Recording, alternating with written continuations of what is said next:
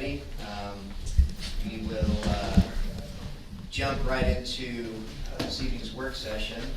And it sounds like our number one agenda item, Valley Vision presentation, has arrived. And so, can I introduce them? yeah, please, Carrie. So these are my friends, Curtis Blair, Executive Director of the Utah Valley Chamber, and his associate, David Rowley, who is Government Affairs, Community Relations, and they have been working, as you know, a few years ago we did what was called Valley Vision, and we were a city that was asked to participate in that. It was something that happened all over the county, and now they are going around and giving a presentation and to let you know what's happened since then, and to invite us to an upcoming conference. So with that, if you guys would like to. So you need a minute, right, to set up, and should I just go ahead first then? It's just launching as fast as it can. Okay, so where would you have me, because I can see we're on video, so should I? Yeah, There? What would Or you like me maybe to do? up here so we can see you, but the camera can see So, you too. be alright if I We went this might far? have Yeah, residents perfect. who are Yeah, that's who great. are wanting to see you. Thank you, good, thank you, well, thank you for having us.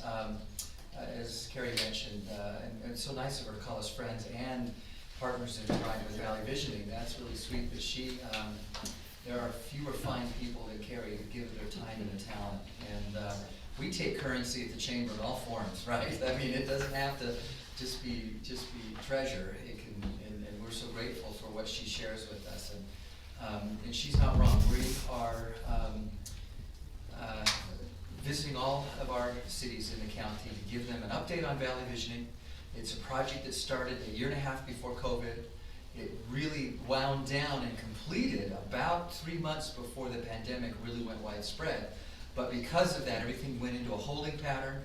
We weren't able to implement the principles that we learned or the concepts that were derived from that county-wide study and survey. And so we're revisiting the cities to update you all on Valley Visioning. And number two, to talk about our implementation strategy, which really culminates in an event that we'll talk about here at the end of October. We are gathering 40, 50 of the brightest minds in the Wasatch Front to talk about challenges and opportunities of growth. You're feeling them, I'm seeing them. I used to ride my bike from Spanish Fork, my home, which is right below IFA, and I'd come up this hill to the roundabout and go right back down, and I felt very safe at 6 in the morning on my road bike. And then just today, I've noticed a brand new piece of uncovered dirt that's going to soon be homes. And that's not been that long since I was riding my bike last summer. So you're feeling it, we're seeing it. And the entire county is also grappling with this idea of how do we manage this exponential growth that we're experiencing while maintaining the quality of life that we've come accustomed to and we're enjoying, and that's going to impact us in so many different ways. So in partnership with UVU and professors there, UVU and their best, Envision Utah, Utah Foundation, Kempsey Gardner, and the other chambers in Utah Valley, which we formed an association of just Utah County chambers so that the presidents can get together so that we're on the same page. It's probably our version of, would it be MAG for mayors? Is that what that would be? Yep. And so that we're singing out of the same book, and that's been important for us as we talk about the challenges and opportunities of growth. So if you're ready, David, I'll turn the time over to you. Can I just share maybe a couple personal things to get to know me better quickly? So I've lived in 9 different states growing up. You'd think that I was an Army brat, but my dad worked for a food company, Post Cereal, and every time they got a promotion, we had to move. So I have lived I've lived on the East Coast, on the West Coast, and everywhere in between, the 9 different states. I say that I grew up in Denver because that's where I was a senior in high school. That's where I left on an LDS mission. But when I was in the field surveying for the church, for my church, my parents moved again twice, Northern California and Southern California. So I came back when they lived in Pleasanton, and that's when I matriculated at BYU, met my wife there who's from San Francisco. We have 5 children. Our home is in, as I mentioned, Spanish Fork. We have 4 sons, 1 daughter, and I love playing golf. I do triathlons, and the only really thing I can cook and not burn is a white egg omelet. I'm really good at white egg omelet. I don't know why. You know, we've lived in Spanish Fork now for 17 years, and what, David, we were neighbors in Springville 6 years before that, right? So, this is where we've raised our family, we love it, and we're so grateful that you'd have us here today for this update. David, thank you. Yeah, Curtis and I have known each other for 30 years, and our kids are about the same age. We kind of all live together. So to give you a quick timeline, back in 2018, we did the Valley Visioning surveying. We went out to all of the, I think we did 18,000 respondents came back on the Valley Visioning, basically saying, what do you think Utah County needs to look like going forward? Where does it need to be? What does it look like, this or these things? And it did a lot of that testing. Came back and they began the analysis phase. They went through that. Yes. I just wanted to let the mayor know, because he's newer since that happened, that we did have quite a few residents participate. I participated. I think, Wayne, didn't you participate in Valley Visioning? Too long ago for me to remember. Yeah, it was a few years ago. I don't know if any of the other council people at the time did, but it was something that we did participate in. This was Just- the petite meat. This is the one, yeah, that they had Yeah. it all Yeah. over, but Petit Meat was the one that was closest one to closest to here. here. Yeah, but I just wanted to give a perspective that we were involved in that, so our residents know. Perfect, thank you. So they went through all of this analysis, get ready, publish a report, and COVID hits, and nothing happens. Because nobody could get together, nobody met. Come to find out, we began as we brought the chamber back. We started back in 2020 and picked this up, and we started to plan for and hold our first Growth and Prosperity Summit, which was last October. We had that at Utah Valley University. Had about 380 people attend that first summit. And we're right now preparing for our second summit. And this one is on October 27th. It is from 8 in the morning till 3 in the afternoon, and everyone is invited. Please, please, please come. Let me give you just a quick rundown on an agenda. Carrie probably knows this as well as I do. She's been helping me out a little bit. We're starting off, Governor Cox will be there giving us a keynote. We have President Tuminas of UVU giving us a keynote. We have Governor Herbert who will be there. We have 6 what we call rapid fire presentations, where we have 50 minutes, and we'll bring in 3 presenters in 50 minutes and just go quick, like a TED Talk, and have them do that. We also, And their subjects are specific around the challenges of growth and the opportunities of, and so there'll be roads, and there'll be open land, and there'll be specialists from the, DWR and others that we're bringing in. natural resources, Yeah. transportation, education, Healthcare. workforce development, healthcare, business environment, and I'm missing healthcare, I'm missing one. Housing. Housing. Yeah, housing, which is a big thing for us. So there's those, so we're bringing in all of these people to come in and make sure that we can talk about. We also have 3 panels that we're going to run. We have a Utah County Mayor's Panel where we invited a few of the mayors in Utah County to come. Mayor Mendenhall, Mayor Westmoreland, Mayor Lindbergh, and 2 others that just slipped my mind. But they're all coming. Right, maybe. I can't remember, but they're all coming. We're going to do a mayor's panel. We have a panel on clean air in Utah Valley, and we have a panel on Utah Lake, where we have a lot of people who are familiar with that and know what's going on there to help out. So we have that coming. It's the 27th. You're all invited. Please, please come and participate with us. So as we went through, and I hope you can, you really It's at can't the see. Sorensen Center. Yeah, And it's- you'll send us that information for it. Yep, I'll even put up a QR code here in a minute Okay. that you can just snap a Great. picture of.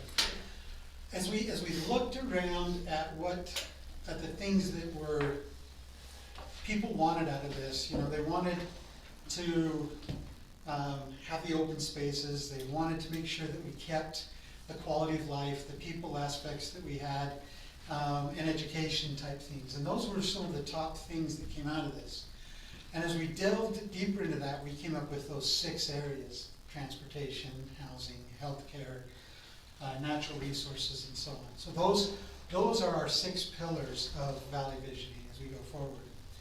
So they put together all of these options, came up with this A/B testing, ABCD actually. They had 4 different options. Said, what do you feel is the way that we do this? And they came up with a map for 2050. I can't say that, that's so long in the future, I have a hard time. They came up with a map for 2050, so a 30-something year plan on what is Utah County gonna look like based on the growth that we have. And I'm gonna grab this one, and I'm gonna show you this one really quick. Just because I want you to be able to see how this works. So let me set this here for just a second, and I'll explain it, and we'll move it around. I hope you guys can see. Sorry. This map shows 2 different things. On the left, it shows what we call baseline. Baseline is what the valley will look like in 2050 if we do absolutely nothing and continue growing it the way we're doing right now. And as you'll notice, a lot of open space land, a lot of agriculture land, and a lot of other land is now gone into developed homes, especially up in Eagle Mountain area. That expands huge. Most of Spanish Fork, between Spanish Fork and the lake, is now in developments in that situation. You'll see that that happens that way. On the right is the one we call vision. And the vision map shows how the county will grow if we take a step back and look at these principles that we're talking about for Valley Visioning. What do they look like? What do they do? How will they play out? And you can see a very distinct difference. I'll get it right over here to you guys here shortly, but there's a very distinct difference in the way that land is used as we go through that. Especially around the lake. Especially around the lake, yes. Here is that. So, in the last 2 years, something unique has happened here in the county. For 20 years before that, growth was seen as a good thing.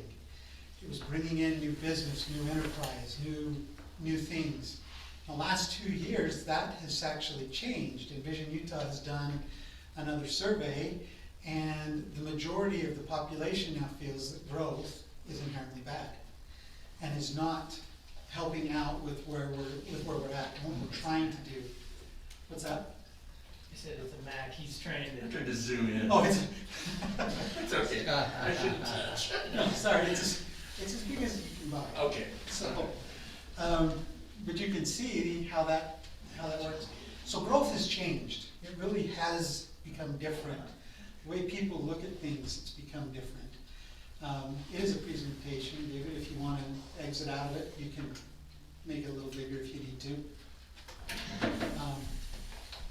So what we're trying to do now is we're trying to understand a lot of the reasons behind that, but we're trying to also help people understand and know that, one, planned for growth is good. Two, whether we want it or not, it's going to happen. And we can either say, we just won't touch this, we'll just kind of ignore it, and then after a while we'll come in and say, oh, well, we got the same problems we were fearing anyways because we didn't plan for this. And so the whole purpose behind our Growth and Prosperity Summit is to showcase the plans and the progress that Utah County is making in working through growth. Talking about that. You're gonna hear some things that may or may not sit well with you. You're gonna hear things about higher density housing in places. I know that that's something that's being talked about and something that we need to look at. You're gonna hear a lot about transit-oriented developments and things like that as we move forward into that next phase. So with that, we have a couple of things that we want to do. The first one is, and I'll put this link up if we can over there. Did you get a QR code yet? This QR code right here allows you to download the Valley Visioning report from from the internet. You can see it, it's 26 pages. It will, I'll try and hold it as still as I can. I know, I'm like. Oh, got it. 26 pages, but it outlines the principles that we've been talking about from a Valley Vision perspective.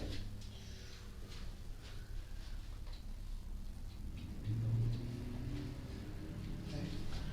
So we encourage you to go out and look at that. If you're bored at night, can't sleep, go ahead and read it. If not, just look through and take a look at it. The second one, however, is something that we did last year. This is the Utah Valley Compact on Growth and Prosperity. Whereas we gathered at our summit last year, we put together a compact that basically stated that if you, as you sign this, you support these principles. You agree to talk about growth responsibly.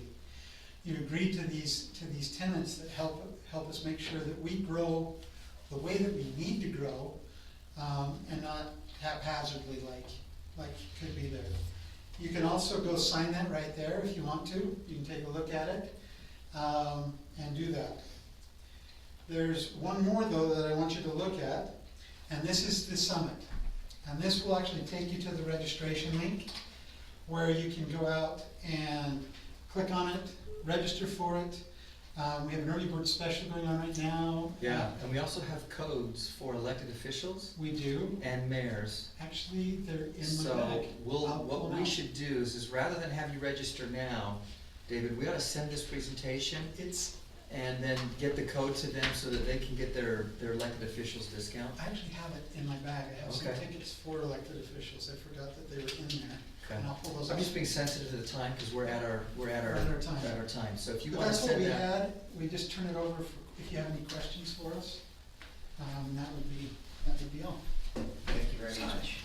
I would like to add to that, just, those of you who know that I recently wrote a grant for, it's from UDOT for community development. And, we used as part of the foundation for the grant, those 6 pillars. And how do we connect with the state and the county in terms of vision, but yet be autonomous and do what we need to do with regard to our own growth and sustainability. And so as we look at these things, as we see where we're at, I mean, years ago, we would have never thought we even would have a church in Woodland Hills. Now we have 2. You know, we didn't think we'd ever have a park, and we have a park. Those kinds of things are coming, and we want to make sure that we are growing in a way that's beneficial to us and also maintains our quality of life. I think we're all on board for that. This summit is an all-day summit, so yes, it does take some time to go to, but I think it will be really helpful for us to see and hear what other industry leaders and other cities are doing. Just in where our little piece in the county lies.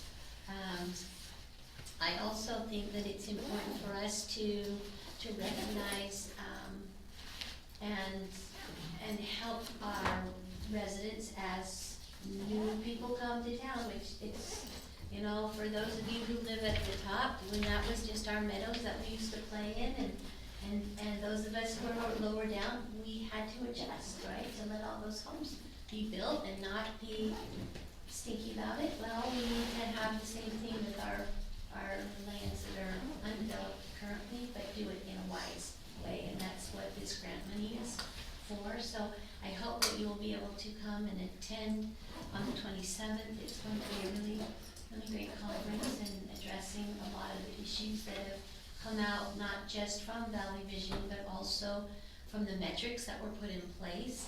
All the speakers will be speaking to specific items that can be measured, and hopefully this will be an annual conference that we will attend as a city, so that we can be on that forefront of the discussion. So that's my pitch for any of you who are able to attend, and I think it will be very important. It's a Thursday. It's a Thursday. And that's the Thursday before Halloween. Halloween's on a Monday this year. Thank you, Mayor. Thank you, Yes, City thanks for Council. being Thank here. you. Yeah, appreciate Thank you, it. council members. Thank you very much. All right.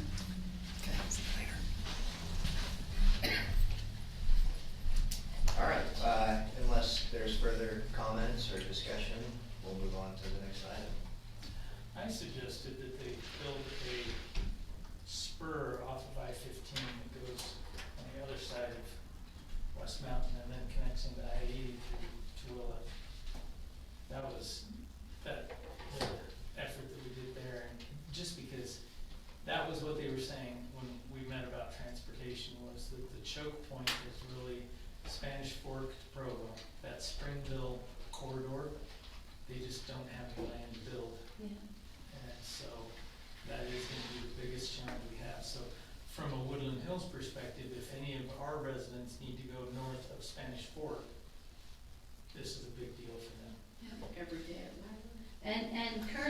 There is one, they are in the works of another exit, kind of by Spanish Fork Hospital off of the freeway, so that will alleviate some of that interchange where Highway 6 and Main Street come. And they're also, I think they're almost ready to start, they have all the easements, et cetera, from what's called the Salem Parkway, which will go off of Elbridge down through and out the Benjamin exit, which may be a bigger connector route. But again, it doesn't get you north. Mayor Wright has been working hard on extending Front Runner down to Payson, and because UVU is building a campus site, an off-campus site in Payson, right off the freeway, that project has been moved up quite a few years. So hopefully we would be able to just get off, be able to use that system and you know, have some ease in transportation, but it's always hard to say depending on where jobs are and where housing is. But, All right, well, I hope that your I-80 spur works. Yeah. Oh, I haven't I seen think they anything about reject, it. I think they rejected the idea. Okay. You never Because they're know. thinking, no, it's too far out, but think of, if we could, forgive me, if we could get rid of the big trucks and let them, you know, go that way instead of having to go kind right of like down the middle. that corridor they have north of Yeah, something. that would make such a huge difference. Yeah. And so the people who are going through, that's the way I should say it, is the people who aren't stopping in Provo, don't care about Lehigh, but they just wanna get north, Mhm. they could take a spur and not have to worry about clogging up the local Well, the roads. safety issues too, Right. right, because of all the car accidents. Yeah, and that's why this whole idea is multifaceted in all of those different areas so that they can maybe be addressed. I was, at the time when they did the original Envision Utah, I was chair of planning commission at that time, and so we were very heavily involved. Our city was very heavily involved at that time. And it was just a kind of a, let's get some feel for things, right? But it didn't really have any teeth to implement. So they learned a little bit of a lesson, and now they're doing this county by county instead of just a statewide. They're doing it county by county because there's specific things in each county. And then I told them, we're doing this as a city. We're the first municipality that will be trying this, and I'm working with the state Office of Planning and Budget to see if there are some additional resources that, if they would like us to be somewhat pilot program of autonomy, we would welcome some additional resources and then showcase what our results are as we go forward in our process. Because we're just barely starting, and yet I think that we are one of the cities that could showcase a lot of goodness and keeping really our quality of life. Great, thank you. All right, item 2, planning commission update and proposals. Chairman Franson. I might add to your previous conversation, several weeks ago, I attended a discussion and focus group here in South County. It was aimed at Utah County, and there were about 70 or 80 people there, and the focus was on roads, public transportation, and trails, and getting ideas from everybody present as to what thoughts were about, and suggestions to alleviate the traffic patterns, which is only going to grow more and more. So the state is looking at that, and they're combining then the 3 discussion groups that they've had here in Utah County, and we'll be putting that information out on our website, which will be available then for public input to that, if public wants to have input as the state tries to plan ahead for future growth. So anyway, just. And they have to think both not only the growth, but then the infrastructure dollars that they can allocate to these projects, because you're talking billions and billions of dollars for roads especially, and allocating that money and having that forecast makes a difference, and that's why the idea of the I-80, connecting to I-80, someone has to have that willpower to take that to the end, because you're fighting for a lot of dollars that someone else is also fighting for. Planning Commission met and approved 3 changes to our ordinances, and the recommendation is to the City Council to adopt those changes. I think you'll find that information in your packet. The first one had to do with changing the time for vehicles to be parked on the street from, I think it was 8 or 8.5 hours to 12 hours before they would be ticketed or warned or even impounded. So that's a change to one of our ordinances, the first one on your list there. The second one is a boundary line adjustment and in lot combination. And this ordinance we took from the state. Oh, I'm sorry. No, you can go on, I just saying, I Yeah. have comments, Okay, questions. okay. Yeah, this is a big one. The boundary line adjustment is a process that we will put into our ordinances for an individual, if they have 2 adjoining lots and meet some other criteria, it's a process for them to combine those into a single lot.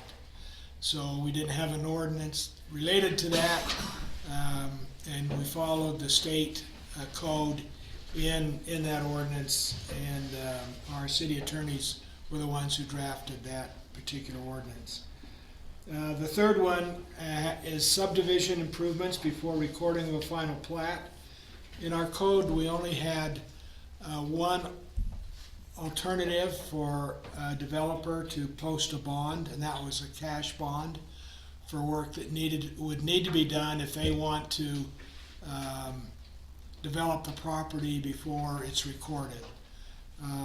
And so our attorneys, we worked with them, and they've added 2 other alternatives. State law requires 2. So we have 3 alternatives which a developer can follow in posting a bond and allowing them to move forward with construction before the property is recorded, before the lots are recorded. So those are the essence of the 3 changes that we made to our ordinances. And What were those alternatives, Wayne? one is a cash bond, one is a surety bond, and the other is a letter of credit that they can post. So Irrevocable letter of credit. is your that came guide. from our attorneys, so. Before our codification, we had that they were allowed, a developer was allowed to post property as security. That's no longer. Yeah. They can't post property, so, Yeah. yeah, they learned the hard way on that. So, any other questions on any of those 3? I know Janet had some. You go, you're Well, fine. I just wanted to know, we're talking about the lot parcel boundary adjustment. Mostly that is for, as you said, 2 adjacent properties going together now. Have all of the properties in plats A and B, have those lot lines been adjusted accordingly? Because I know that several years ago, because there was, those lots were not surveyed according to a correct survey marker, that a lot of those lot lines crossed, and there were, at the time, some people's lot line going right through through their neighbor's yard.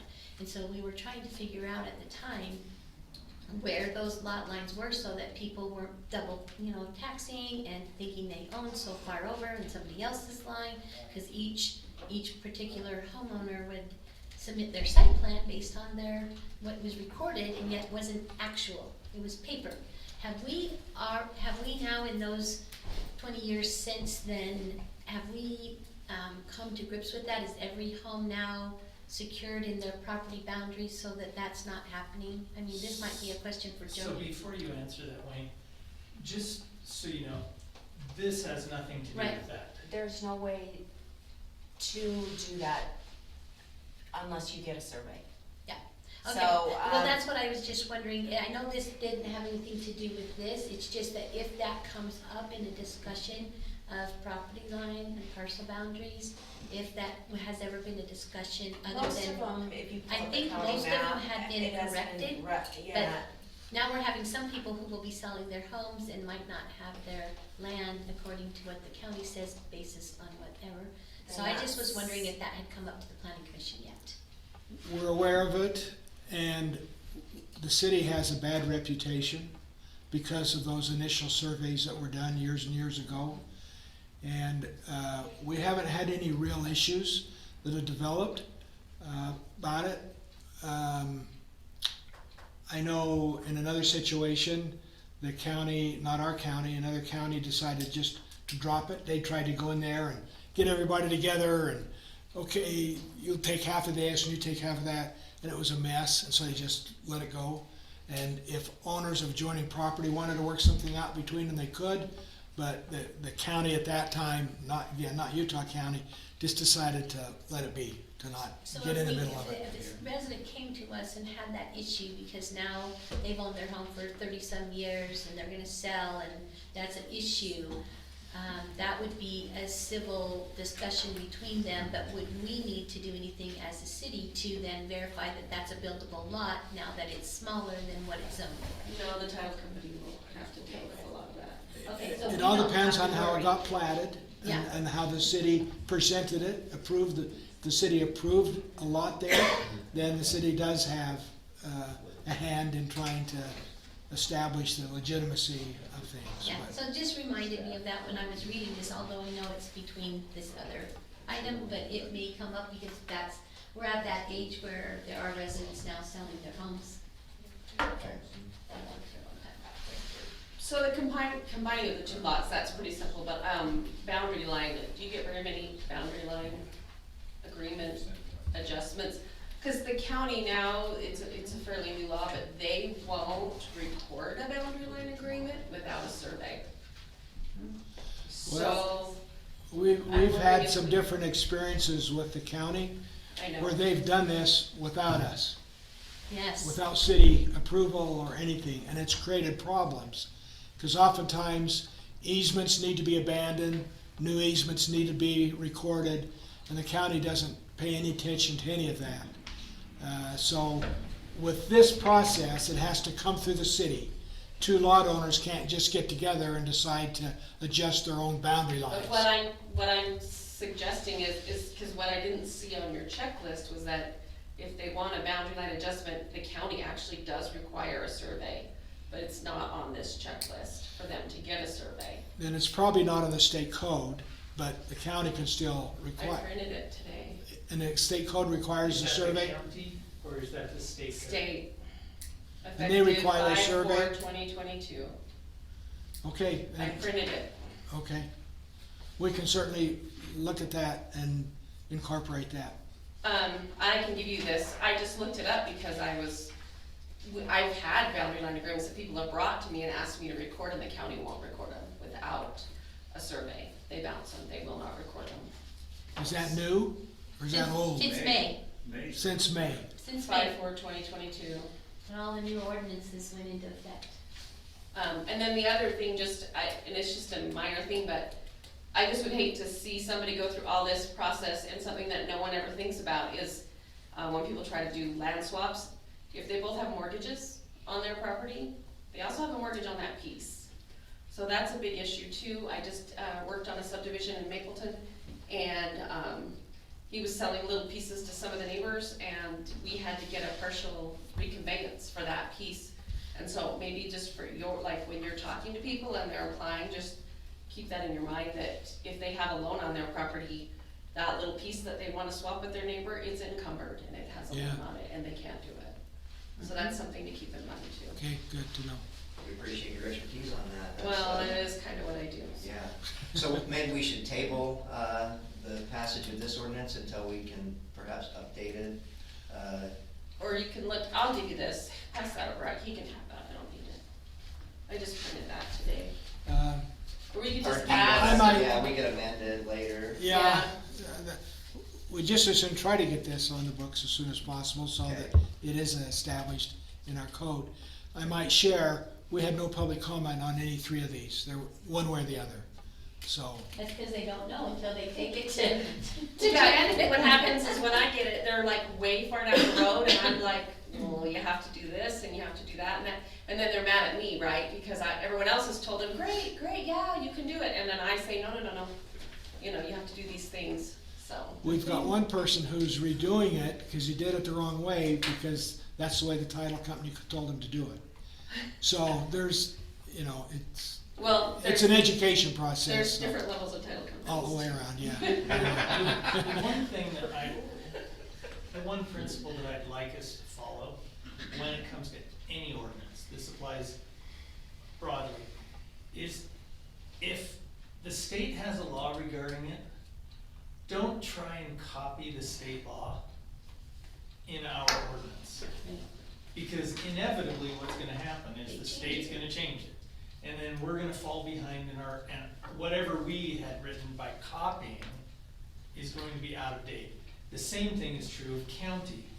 So if the county has procedures and whatever, so what I'd rather see in this, as far as this particular issue, is just a line item that says, you know, that you've followed all the county rules, whatever they may be. County and state.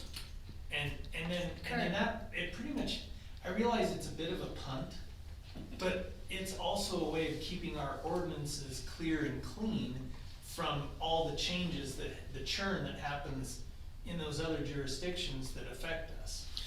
And there's something to be said for that, and some of our ordinance have parts of them that we follow state code in such and such, but we need to give enough directions for ourselves too, to know that, and people reading them, that this is the skeleton, or this is the essence of it, but there may be more detail and directed to state And I code. agree with that, but again, it's a fine line to walk. It is. The skeleton should be that you cannot make a boundary line adjustment without city approval.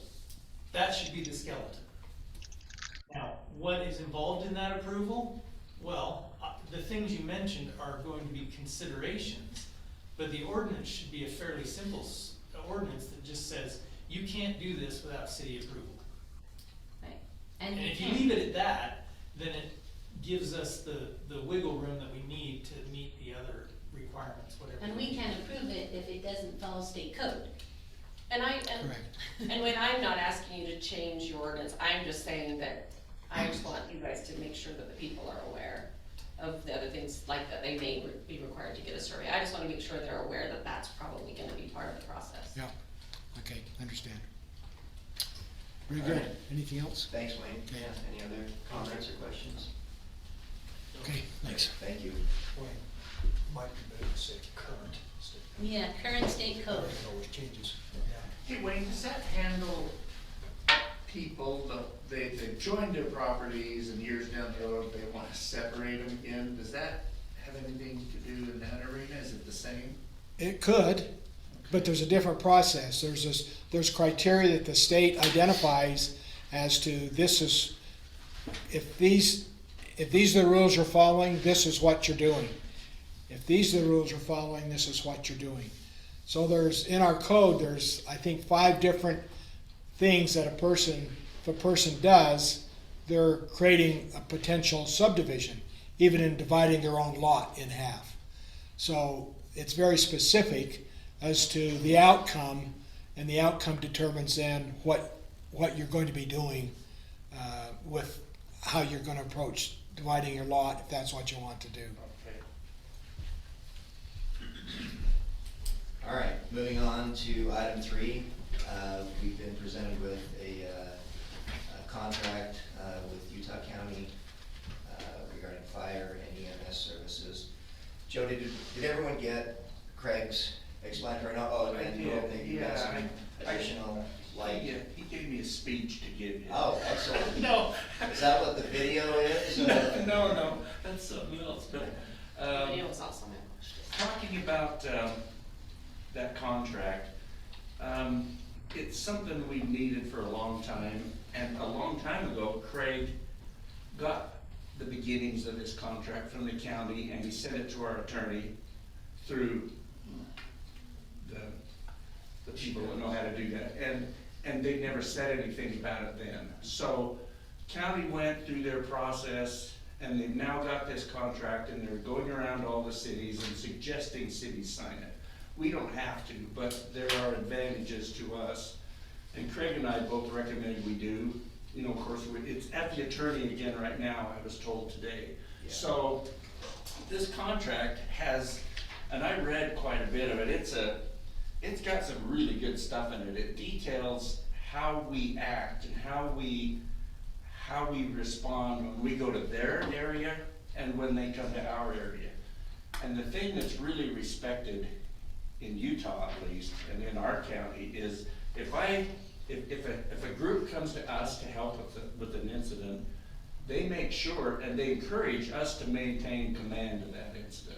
And so it's very clear when we go there or they come here, who's in charge, until you go through the motions of you want the best commander you got, of the whole group eventually, but it details that and how they will respect and want to respect their own the other jurisdictions' management of any kind of an incident. The other thing it gives our city, if we agree to it and sign it, is it gives us an opportunity to build the county if there's a major incident and we go there and we're serving in the county, for an extensive length of time, for example. I'm not sure we would ever use the billing process, but it does give us that opportunity if we needed to. So you would say that the billing is actually the secondary benefit, that the Yeah. whole sort of the procedural aspects of it are the real benefit? I view this more as like a mutual aid document, and we don't bill each other for mutual aid typically, and we wouldn't bill them probably for most things they help with. I mean, we are indebted to the county big time already for all the chipping, tree removal, brush clearing, and years that they've done that for us and with us. They've been very helpful. In fact, just this last week, they did it again. That's what I'll talk about later. But this contract, I hope we'll agree to sign it and get it in place. It's a good thing. And I'll forewarn you that if our attorney comes back and wants to make changes to it, then we won't sign it. I mean, they won't change it for us. I mean, It's as is. yeah, it's in its final form, so be aware of that. Is it a standard one, like the, It's just something they've taken so long to get where it is, and their attorneys have really gone through it with other cities, and for our particular city, I just know, and Craig knows, they won't change it for us. And I hope we don't need to, it's pretty clear to me when I look through it, but I think we need to wait, Mayor, for the attorney to review it and go from there, right? Jody? That would be my preference. Jody, we've heard just from get them to. the lawyer, right? No, they were going to look at Okay. it. Then I must be on a different Craig here. Okay. But I believe that, cause they asked what kind of timeline we were looking at and, Okay. I read through most of it, and it seems. Yeah. And on the EMS side of that document, if an ambulance goes from a city to the county they need that contract so they can bill the county for their transporting and so on. Since we don't transport, we aren't involved in the EMS billing side of things. But if they called us and they needed us in a mass incident, we would go and they may ask us to transport, we'd be happy to. This contract would give us the opportunity to bill for that as well. And that's typical in the medical world, to bill for your ambulance services. And I think that we can give our attorneys clear direction on that, can we live with all these terms? Yeah. And so what is the timeline that we're looking at in terms of? The thing I was told today is just as soon as possible. It makes us look like better humans if we sign it sooner than later, and that's my view, that's not correct. well, it sounds like maybe they got input from the county sheriff. That one languished because of me a little bit, so hopefully their We wanna be- respective attorneys are not talking and our reputation is being damaged, but, Speaking of better humans, there he is. Yeah. all right. Anyway, that's. So, thank If you. there's any questions, please call Craig and he's happy to talk about it. Okay. Great. Okay. Any other questions or comments? Very good. Okay, discussion item 4, upgrades to Maple Canyon Well and providing water to Salem City. Corbett, I don't know that I asked you, but do you mind giving just kind of an overview of No. the nature of this? Yeah, so Salem City is putting out to bid some upgrades to the Maple Canyon well. It'll go out to formal bid process, and then once we get back the proposals, we'll have a 40% responsibility for it, is all. In the meantime, when they take down the well, they're gonna take it down and upgrade the pump and motor. When they do that, they're asking us if they can serve water from our tank, from our upper tanks, just for the residents that they can't get water to if the Maple Canyon well is down. For how long? It might be a week. So, Okay. How many homes would that be? they figured they'll need about 400,000 gallons. I think that was for the. So we're gonna need to Salem residents? Do what? So, from a technical perspective, how would that happen? Would we, because right now our systems are completely separate. No, We can put water from there to our well, to our tank. yeah, it's a redundant system. We can put water from the Maple Canyon tank into Woodland Hills, and we can also put water from the Broad Hollow tank, the upper tanks, into the Maple Canyon tank or into Salem. I mean, there's valving that restricts that. And so they're just asking that while the well is down, can we serve water to the houses that they have connected to the Maple Canyon tank that they can't get water to without us? For fee? No. They're willing to pay for it. They should pay for it. Yeah, they're willing to pay for it. Okay. But the money issue is something, so, and Corbett, I know that you explained this to me previously, but for the benefit of this conversation, so, I mean, we're on the hook for 40% of this upgrade expense, and so the benefit to us, I mean, there is a meaningful benefit to us. I don't recall exactly what you said that was, but. So we have to, in order for us to comply with state requirements, we have to have the Maple Canyon well and our 40% capacity. So we can't do without it. That's in a unperfect world, I would say, because as of 2019, we've been using the Broad Hollow well, the new well, as our sole source. We haven't used the Maple Canyon well at all. But we still have to have it on paper to comply with state requirements. So we can't give it up. We still maintain 40% ownership, which also means we maintain 40% of the expenses associated with it. So.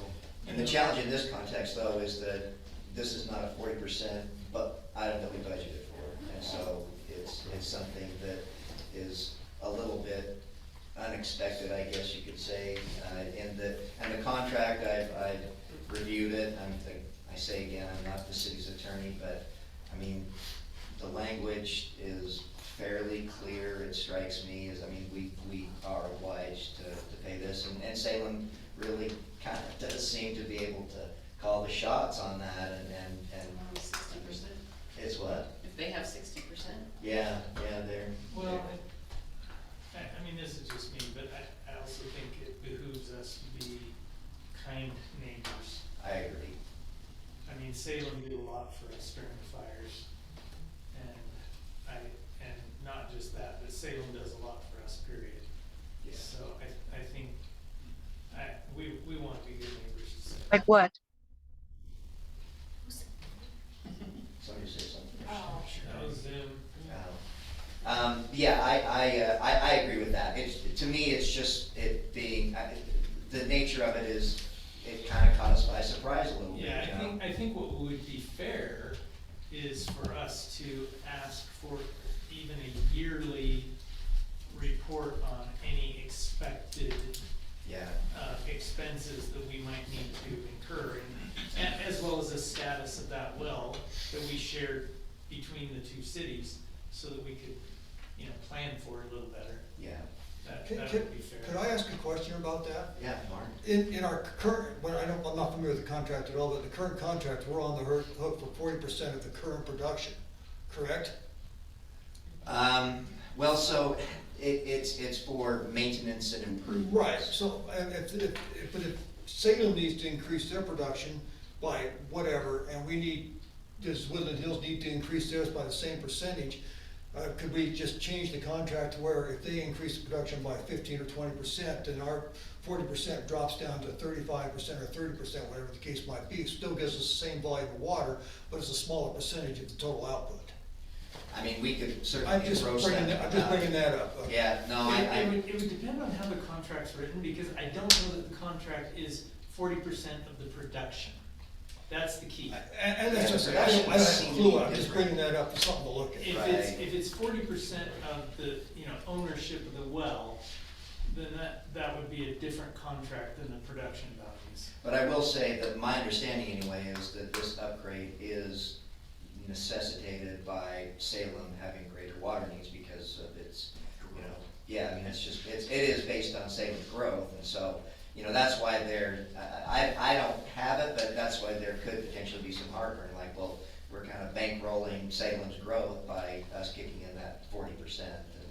But at the same time, I mean, you know, there is the possibility of negotiating the terms. I mean, it's a 50-year contract. I don't remember the date it was actually signed.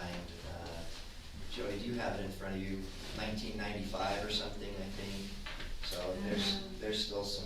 But water is precious, and we don't wanna give up our Yeah. 40%. And we don't want to lose a Right. water ally either, Right. and poison the well, you know. Could we just sell No pun intended. the liquid from our 40% to them to meet their needs, or is this a maintenance issue and the well is gonna fail? I think and we it's a don't do capacity issue, but So, because if we have 40% of the water, you know, maybe instead of upgrades and obviously I don't know what we're talking about, you know, exactly what their needs are, but if we just sell them part of our 40% to hit their needs. You mean, well, Then we're giving up. yeah, I don't think we should Well, give we're it not, water. no, we're not selling No, our he's shares, saying I'm saying sell On the a- capacity. We become the water utility. But, yes. yeah, we don't wanna do that, and what if we need it someday and they've gotten used to us having it, And then then won't that's sit back. then it might be the time for us both to go in to upgrade the well.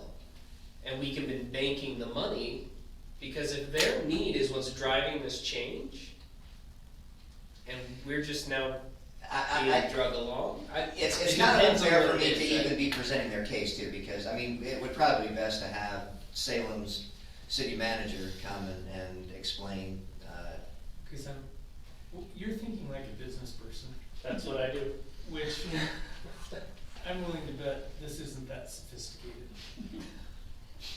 Well, I'm just wondering, what does the terms of our ownership look like? You know, back to a little bit of Mark and Corbett is, you know, do we own 40% of the paper water shares? Do we own 40% of the liquid water shares? Do we own 40% of the capacity from the well? So I think these are the kinds of questions that we just need to get answers to. yeah. My no, understanding I- is yes, you own 40% of the capacity of the well, 40% of the facility,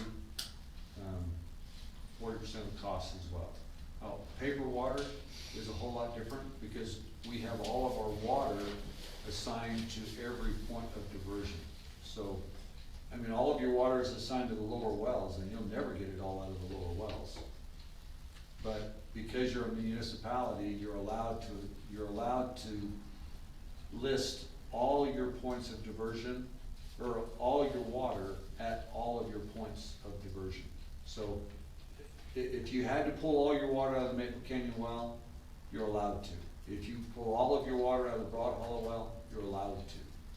And so, yes, to your question, we own 40% of the capacity, you own 40% of the structure, you own 40% of the cost. Yeah, it's kind of like, you know, two people own a home together, and, you know, it's like a timeshare, they get 60% of the time, we get 40% of the time. The difference, which is kind of interesting, is are they trying to increase the amount of time, or is this just a maintenance?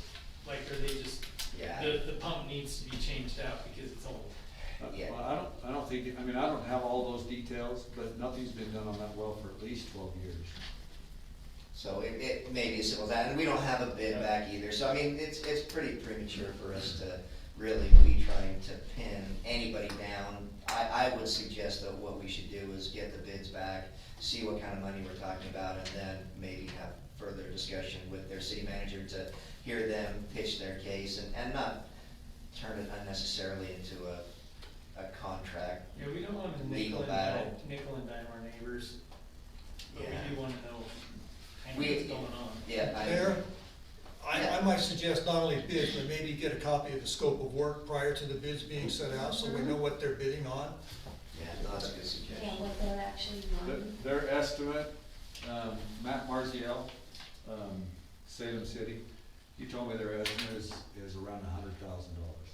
So we're gonna be into this $40,000. Okay. All right, well, Water's precious and you gotta be able to get it. Yeah, I well, know. and even in terms of paying for it, maybe there's some wiggle room that we have there, I mean, you know. As much as I love the Broad Hollow well, I never want to go back to the days of a single well. Yeah. Yeah. Right. Because Never. I went a week and a half without water, Been there. showering at work.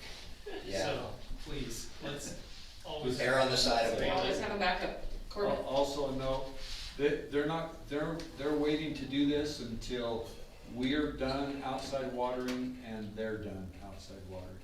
So there will be no outside watering. So it's not long. When they do this, they're hoping to do it in November, but most likely it won't happen because of the bid process Right. until spring. But we'll do it before we start outside watering and before they do, if it gets done in the spring. Yeah, I don't see that being an area of concern, the amount of water they would actually be diverting during the install. It's mostly, you know, So it's not $40,000 of diversion. well, depending on how much you charge for water, I guess. A lot. All right, thanks, Corbett. Anything else? All right, item 5, we come back to approval to take dirt at Broad Hollow Well to help facilitate the flood plain mitigation project. I think everyone knows where we left off, so I believe that the threshold question was, are we going to forge ahead with the flood mitigation project into its subsequent phases? And if we are, do we take the dirt and make some money in the process for something we are determined to finish? One thing, just because this is kind of my wheelhouse on our post-fire mitigation is, as you heard, we're 30% into the design, but we haven't gone through all of the process yet. So I think it's premature for us to have a vote or something going forward on the mitigation project itself, because we don't have all of that information currently. I mean, I know that's maybe some intent of this, but I think it has to be seen that this dirt is separate from the project. If that becomes beneficial for the project, then great. But if not, I don't feel that I think we're out of order in discussing that at this time, just because we haven't been given all of the information. They did the initial design, but it has not come back with the analysis, and we haven't had public input. The one concern I have, Carrie, about that is that's how we got roped into the last mitigation project, was because we had the design. If we didn't move forward, we were going to have to pay all the money for that design. And so it just kind of became this thing where we started marching down the road, and it just kept getting more and more, I felt like I was like being roped into something just because we were afraid to go back. So, let me be clear. I'm not in favor of any more mitigation at all. I'm kinda done with the mitigation. So, You have a believer beside you, same feeling. Well, and so but I think don't that want, Gary's so I point don't is wanna that- go down the road where we say, oh, well, you know, they've spent $80,000 on the design, and if we decide not to go forward, the city has to cough that up. That's what I don't wanna hear. And that was not the case last time, just so that you're aware, that was not the case, that they had gone down a certain path and then we had to do it based on that. The design phase was always 100% paid, last time it was. We did not have to pay for anything outside of that until we accepted the project overall. The same is with this case, and it is still on the track that it's 100% paid, not just the design, but it would be everything. And so I think that it is, you know, part of this is, do we want to accept this? Now, I know that both of you didn't like the last project, but it has been beneficial to us. It has, I mean, whether you think so or not, Doral, it has been beneficial to us, through some other storms that we've had. We have also potential, as we know, especially in that area, potential for avalanche. And this, although it's designed for mud and debris flow, would have some capacity for that. In addition, it does, we are still in the danger zone for other potential flooding. We have been very, very blessed. Not all the cities in our state who have had fires have not been so blessed. We are an anomaly in that, and I think that we need to look at this as a whole and as a vision, not just for inconvenience at the time. And I think that we will not be able to have all of the information until that design comes back and we can see what the impact is and what the cost of that project would be. No, and the last thing I was trying to do was force a decision on the mitigation project. To me, this is mostly about preservation of the switchbacks.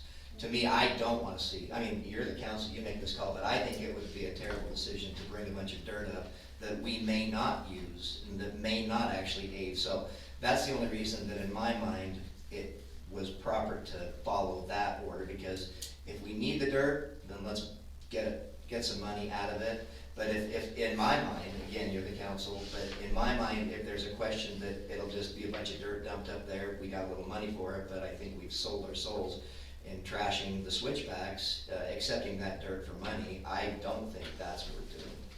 Just my opinion. And Ted's not on the call to talk about the engineering aspect of both, because he has worked, not only for the city, but for the county. The county, in terms of these mitigation plans, this NRCS plan, again, this is not just for protection of our city, it's also protection of our water source, which is our water tanks from potential issues. And then, I think Ted has also worked on some of the designs that are to benefit the toolers. And so I think that there are several different things that are right, coming up to the boundary of each other, but are separate projects. Yeah, but I don't think that any of those, I mean, we can get the dirt from other sources, I believe, for all those projects. So I think that the decision before the council tonight is really based on, you know, where we stand with the flood mitigation project. Do you wanna start allowing people to come up and dump dirt near the water tanks in the hopes that we will be able to use that for the flood mitigation? So. Well, does it benefit what Corbett is doing for the toolers, or is it just as a moneymaker?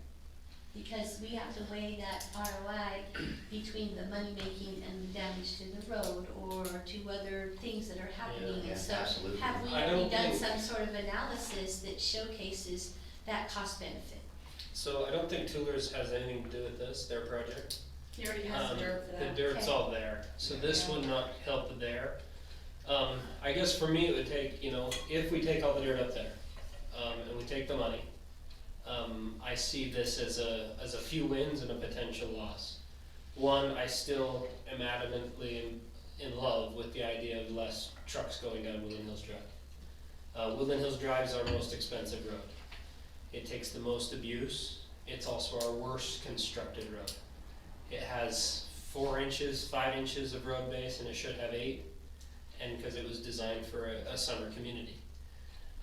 So any way we can, it was just like our phone ding the other day, and we had an accident right there again. I don't know if there's a correlation there, or if somebody's brakes went up, I don't know. All I know is my heart kind of stopped when I see those accidents.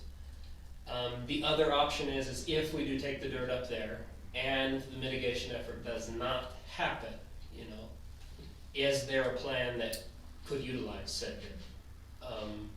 If we have an avalanche that comes down, I don't know the physics of avalanches. Right now, it would come down and it would hit a plateau, which would slow it, but is that plateau actually turning into a ramp, which then shoots the avalanche instead of having it just come down, right? Those are the kinds of answers that I would need. And Corbett, I don't know if you have any of those types of answers. Does a plateau slow an avalanche more than just a slope? Or does it turn it into a ramp, or? Well, I mean, that's what they told us when we had the avalanche before, is once it comes out of the chute, once it comes out of the mouth of that gully, it automatically starts to slow down. Before, and the characteristics of what happened before, that's the reason that it turned and went down to the Tudor property, is because it came out of the gully and it slowed down and stopped. The first one did. So the first one came out and stopped. Now it's right in the way. The second one came down and hit that one, veered over and put 8 feet of snow on top of the tank. And then the third one came out and it was larger than the first 2 combined, and it hit the first 2 that were already parked. And it turned, took a hard 90 and parked 17 feet of snow on the Tudor's property. So Yeah. what would it do? You're gonna have to have a professional tell you exactly that's- what it's gonna do. That's And what that the even, design will show. and even at that, that's gonna have so many variables on it that, nobody's gonna guarantee you anything, I don't think. Well, and that's why and I've seen all the designs. I've So worked far. through them so far. I've seen the designs. I've spoken with Ted about this. I've tried to get him to spill the beans a little bit on what the viability is of Now, this you're action. talking the flood mitigation? Yes. Okay. Because that's really, for me, the biggest thing, and I think that's exactly, you and I are on the same page as to why we're asking it in this way. In my opinion, it's a no-brainer, and we're stupid not to take dirt if the mitigation project come in. And I think the mitigation project will benefit our city extensively. I think it will help with the safety and welfare of our residents. What's the time frame of the mitigation project? We're still looking we still have a few years out,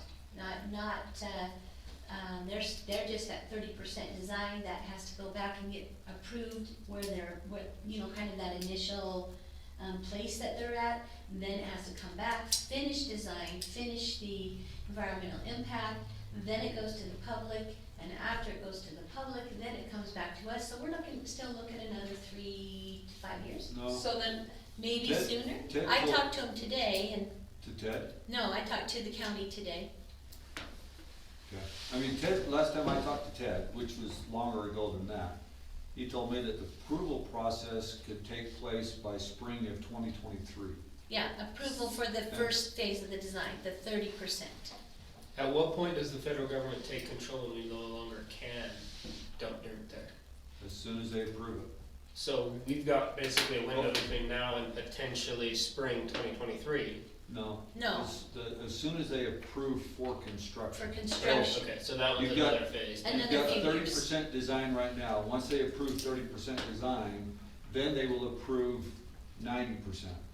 And there's always that little bit where they can change things right at the last minute, Gotcha. So let's just say, so we don't have to view this as necessarily a gamble either on whether the mitigation project will be executed or not. I mean, what would be the downside to waiting until it's fully approved and then starting to accept the dirt? I mean, we could do that, then it's a sure thing, then it's not this gamble, but. Well, winter's coming, construction's slowing down, why not wait till spring?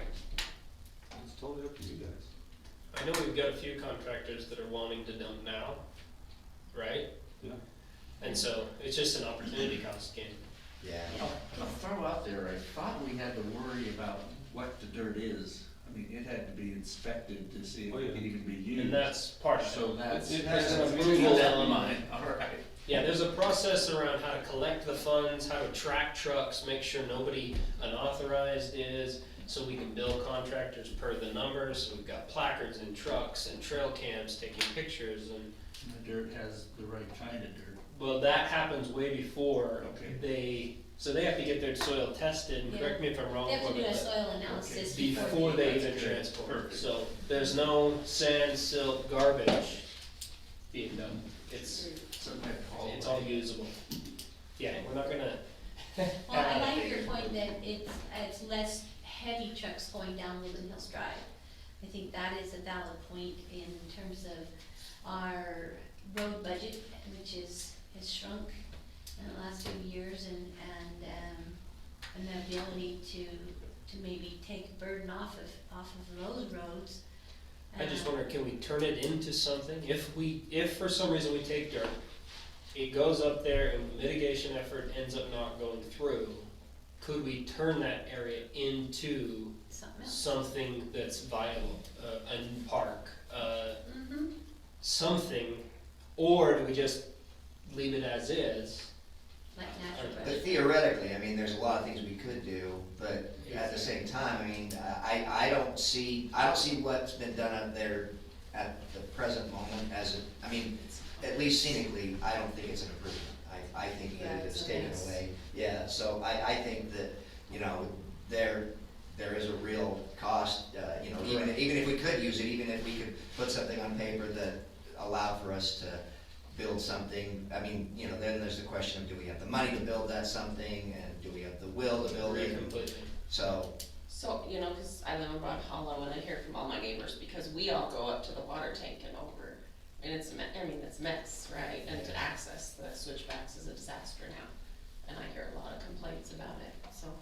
yeah, it's, I mean, it had a cost to do that build up there, and I'm not saying that it wasn't worth doing, but it left its mark. Well, and at the water tanks, when we decided to move things over, it was for a cost savings of the original basin that was put in, for a cost savings for our overall project, so that we didn't have to pay to have a home.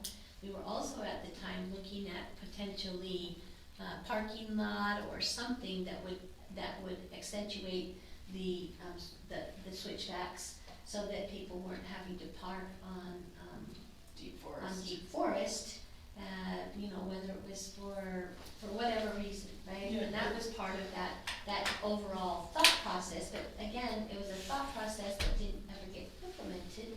And I don't know if that was ever discussed with Parks and Trails about how we might need a grant to say, this is to improve the access to our switchback trails, with adequate parking and a trailhead, et cetera, so that we could make that more appealing and functional.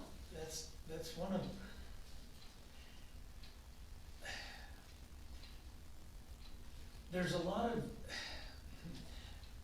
there's a difference between having an idea and having a plan and implementing it. Right, that's what I was just saying. And I think that there were a lot of ideas, but just as an example, we don't,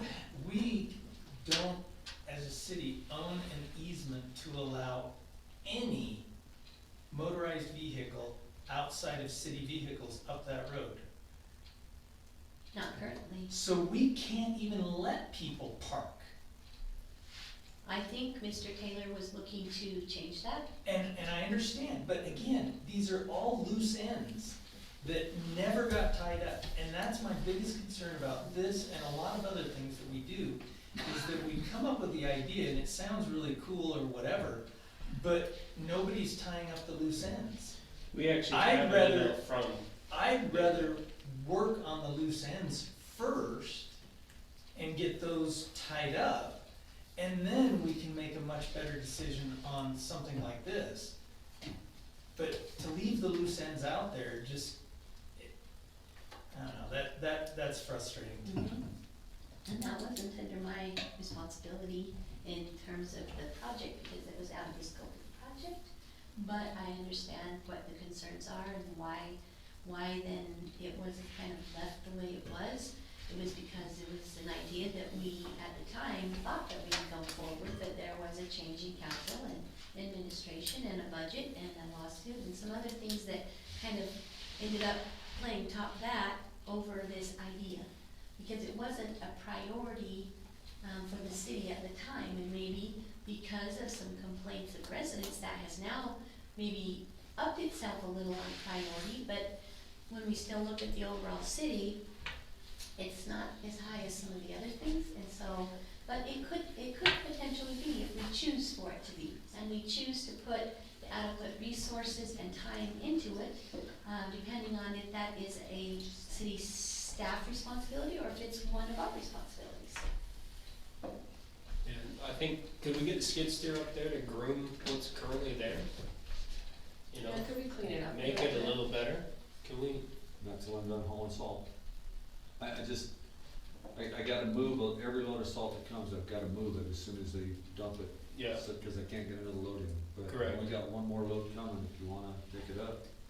See if we can, you know, make it look a little better, and that wouldn't be too And hard and difficult. We've got an email. if you come from Broad Hollow or you come from the water towers, you have to hike up and over the hill, the mounds of dirt, so we Yeah, if we can just, so we can make Clean a that lot up. of things, you know, less painful for ourselves, but Thanks for residents. taking that on, Ben.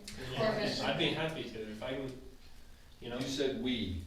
Well, you know, that means him and you. If I can get authorized to drive the thing, I'll do it.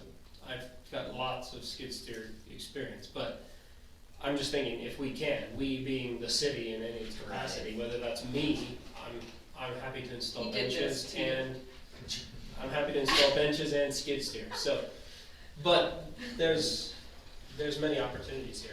But- Yeah, well, and that's, I would say, something separate from accepting the dirt too, right? I mean, that's something that, But I I think think- there is beautification that can and should be done out there. But I think a beautification needs to be part of a dumping strategy, right? We need to make sure we're not just dumping, Right. we need to be maintaining the dump site Moving as it. well, which is what we didn't do in the past, because we're now to that state. So I think it would be. Well, a again, contingent I think to plan. David's point, that would be something that, I mean, if we had it mapped out, that, but, you know, Correct. just a vague idea, to me 100%. would not be satisfactory, but. For sure, and I'm a big proponent of making sure this sucker's mapped out and processed out. So I personally don't feel we're ready for an approval of this magnitude right now. Yeah. I think we need to make sure we have a documented plan to present. So instead of just a discussion, probably next time as an agenda item, it should be a presentation. I'm happy to spearhead that, you know, I can harass Corbett all day long to get the details and I can gather. Well, Corbett's got a information. well to keep running, so. He does as well. But I can do that. Okay, well, so do you want to try to do that by next council meeting to have a plan? All right. Yep. Well, I won't stand in the way of that. Okay, anything else? All right, item 6, completion of Loafer Drive. And Jody had some figures that she hopefully got to everybody.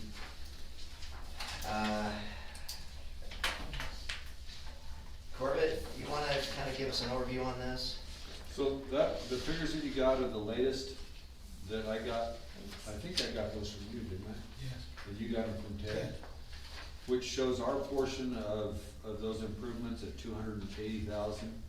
I haven't talked to Ted yet, but that doesn't show any engineering fees, inspections, compaction, that kind of stuff. And so my fear is it's gonna go up. Even just the engineering typically is about 6%, which adds another about 17,000 to that. I talked to, I texted and emailed back and forth with Chris. Chris thinks that there's 220,000 and change available, so we need to come up with another 70 or more, 80,000 to do our portion, and then we gotta convince Summit Creek that it's time for them to do their portion of it also. I'm just wondering what you're into. You have more information than we do. Yeah. So Corbett, since we don't have, I mean, the numbers don't add up for our part at the moment, is there something that can be done? I mean, is it an all or nothing, or is it something that we can do $220,000 worth and then budget the additional 70,000 next fiscal year? I mean, is that feasible? So we can at least get it underway? I think you'd have to talk to the contractor. The other thing I'm curious about, because prior to us approving the 220,000 last year, we did have at least the engineering design done. A So, lot of it's done, but not everything. LEI did it before we changed contractors, but there's some there's some more that needs to be done to finalize that design. well, okay, but again, I remember Ted actually presenting the design and going through that design with us. So the design, I felt, from Ted's perspective, was done, and when I've talked to him about it, he said the design is done.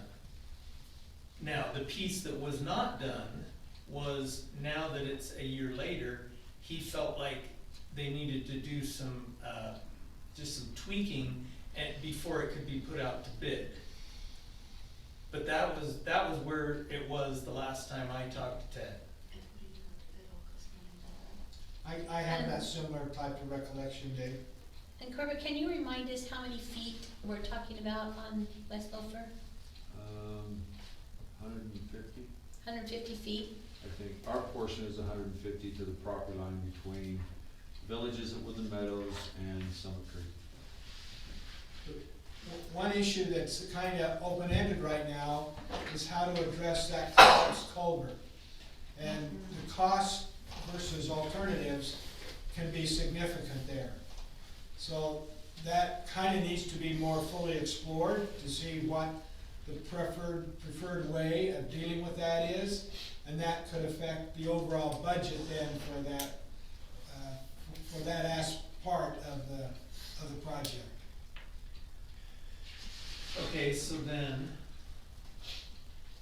is that, again, I'm looking at, okay, that road's been sitting there now for a lot of years, that way. What's the next step? And I'm hearing a lot of, we can't do it because of blah, blah, blah, but I'm not hearing what is the next step. Right, it seems to me that I think that what we need to do is we need to pin Ted down on what exactly remains engineering-wise and what the anticipated cost of that would be. Would you guys concur with that? We can find that tomorrow, then. I don't Okay. know. $2,000 a foot, approximately. Your estimate was just for the city part, right? It is, but the one thing that we've got to keep in mind is right now, we are out of compliance. Yeah, this will be our only road in compliance with, No, I don't know exactly what you're mentioning, but yeah. we're out of compliance because we have a very, very long cul-de-sac. And those are not allowed in our city. If there were to be an incident, a fire, whatever, where a resident had to get out of there and they couldn't, we would be in huge trouble. So the fact that we've let this go for so long is a huge issue. We need to address it. And again, I mean, I thought sincerely that we had addressed it last year. when we approved the funding. We did. So We the discussed fact it, that those we are details. just sitting on it now is driving me crazy. Well, how long have we been kicking the can down the road on this? Oh, A long time, well, because of the expense, so part of that is, our roads, as you said earlier about Woodland Hills Drives, when they were put in substandard by the developers who originally put in Woodland Hills, and most of the roads do not comply with the guidelines, and so when this came in, it was, okay, let's do this right. Well, then that's the 2,000 per square foot, right? To get down low enough, to get the road base right, to do all of the things that are entailed. Now, we would never be able to afford to do it in the rest of our city at this point, because every 150 feet of road would be this much or more. And so, as we go forward, repairing our roads, patching our roads, we know that it would not be done to the same standard, but it's necessary. We went over this a lot last year. It's necessary to get this part done for safety reasons. It's also, for a variety of other reasons, but it is costly because we're going a different route than what we have traditionally gone on other roads, or continue to do on other roads. Can we kick like the curb and gutter and the rock line ditch to next year? That contractor, I guess, I mean, it's gonna cost you more to do it after the fact. You always put down the curb before. You always Well, put then down we've the also curb. got drainage problems because we I cut know. corners on I'm just some saying, things regarding. If we need the road, if there's two items that potentially could be to next year's budget. Right. but remember, it's the flat curb and gutter, right? I'm not saying it's a good idea, I'm just saying I'm it's just an saying, option. the reason why we have that in there is because, as Corbett has explained in the past, that flat curb and gutter, it's not like a traditional, but it sets protects elevation, the it asphalt. sets the- Oh, I Protects know, the I know asphalt, the so engineering behind do we it, I'm want just to- saying, So can we rob Peter to pay for it? that's it, Yeah. right? Then we can Wow. cut the asphalt next year and then install the curb and gutter. Then it'd be awfully expensive. I don't know what kind of increase we would be looking at in terms of the overall cost too, but I mean, yeah, I think that's something that Well, could certainly. and be explored. I'm just saying, can we rob it somewhere else in the budget? Yeah, we can look at that too. So what I Robbing the would budget, suggest, right? and what I think we can do, We can get a whole bunch of dirt up at the tanks. And sell the water, well, that's Sell the true, water, yeah. that's what I'm All saying, right, so can we we rob are in the dirt Peter? and water business. We Yeah. could hold a citywide, yard Fake sale. sell, fake sell. Big sale, yard sale, trade each other's junk around and have some treats and say, we need to raise 100,000 people. Come I'll on. start a GoFundMe.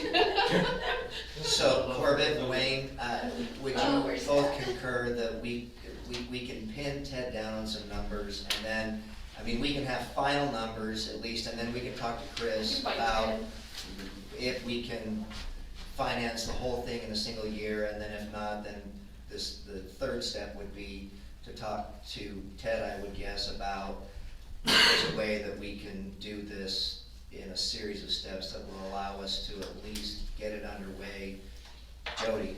I think there's another thing that we're not considering, and that is, if we finish our portion, Summit Creek still needs to do theirs, and I don't know what their financial circumstance may be. I'm not asking you to respond, because that's not for you to respond, but. But it is Their something that we should obligation. consider. Yeah. Their obligation is they have to finish frontage if they want to occupy. So if somebody wants to build a house on either of those corners, they can't occupy until all of the subdivision improvements are complete. So there's nothing to leverage unless somebody wants to build a house, on one of those two lots and they want to occupy. There's no danger of our portion decaying or falling into disrepair. Let's say, worst case scenario, Summit Creek has other priorities and they need to invest their resources elsewhere. If we finish our portion and then it's a 5-year exercise, apart from the cul-de-sac issue, I'm just curious if there's other long-term negative effects of leaving it Put a coat of lipstick on it and call it good. I'm Yeah. just saying, $20,000 and you could asphalt that road and call it a temporary road until you have the money to do it. And you've got asphalt from Northview Circle all the way to Summit Creek Drive. Yeah, just regular asphalt there with this. I mean, you'd have to put road base down. $60 per foot. Well, I wasn't here, I know there's some historical reasons why we have decided not to do that, right? Am I correct in that? That we wanted the roads to all be properly engineered and, Well, yeah, because the cost ultimately is more. When you don't engineer the road properly, then you're gonna have to maintain it more often, you're going to have, and again, if you're gonna have heavy vehicles driving across it, if it's just my car, probably not a problem. But if you're dealing with trucks and construction traffic and that kind of thing driving over it, it'll fall apart sooner. But I don't think we're ever gonna be able to do it on all of the rest of our roads, we're gonna do them like we have been, and it does take some yeah, effort, but. Mark? and The then city passed an ordinance, it may be 2-3 years ago now, I can't remember, but the ordinance was to adopt the AWPPA standards to all constructions, new construction in the city, so as far as, what we'd have to do under the new standard that the city adopted, it would need to be done under the AWPA standard. That would have to be looked at, there would have to be some variances on that if you were doing anything less. Okay, and that's what this bid takes into account. I have no idea, I kind of, every idea I suggested on that got marginalized anyway, so I'm just saying that part of it, okay. Yeah, Okay. I remember. Thanks. Wayne? Last discussions I had with Steve Deckard, which were a number of months ago, he said, we're ready to go when you are. We will, he basically committed that whenever the city wanted to move forward with that project, that Summit Creek would be the partner there and would go ahead and get it done at the same time. I remember that.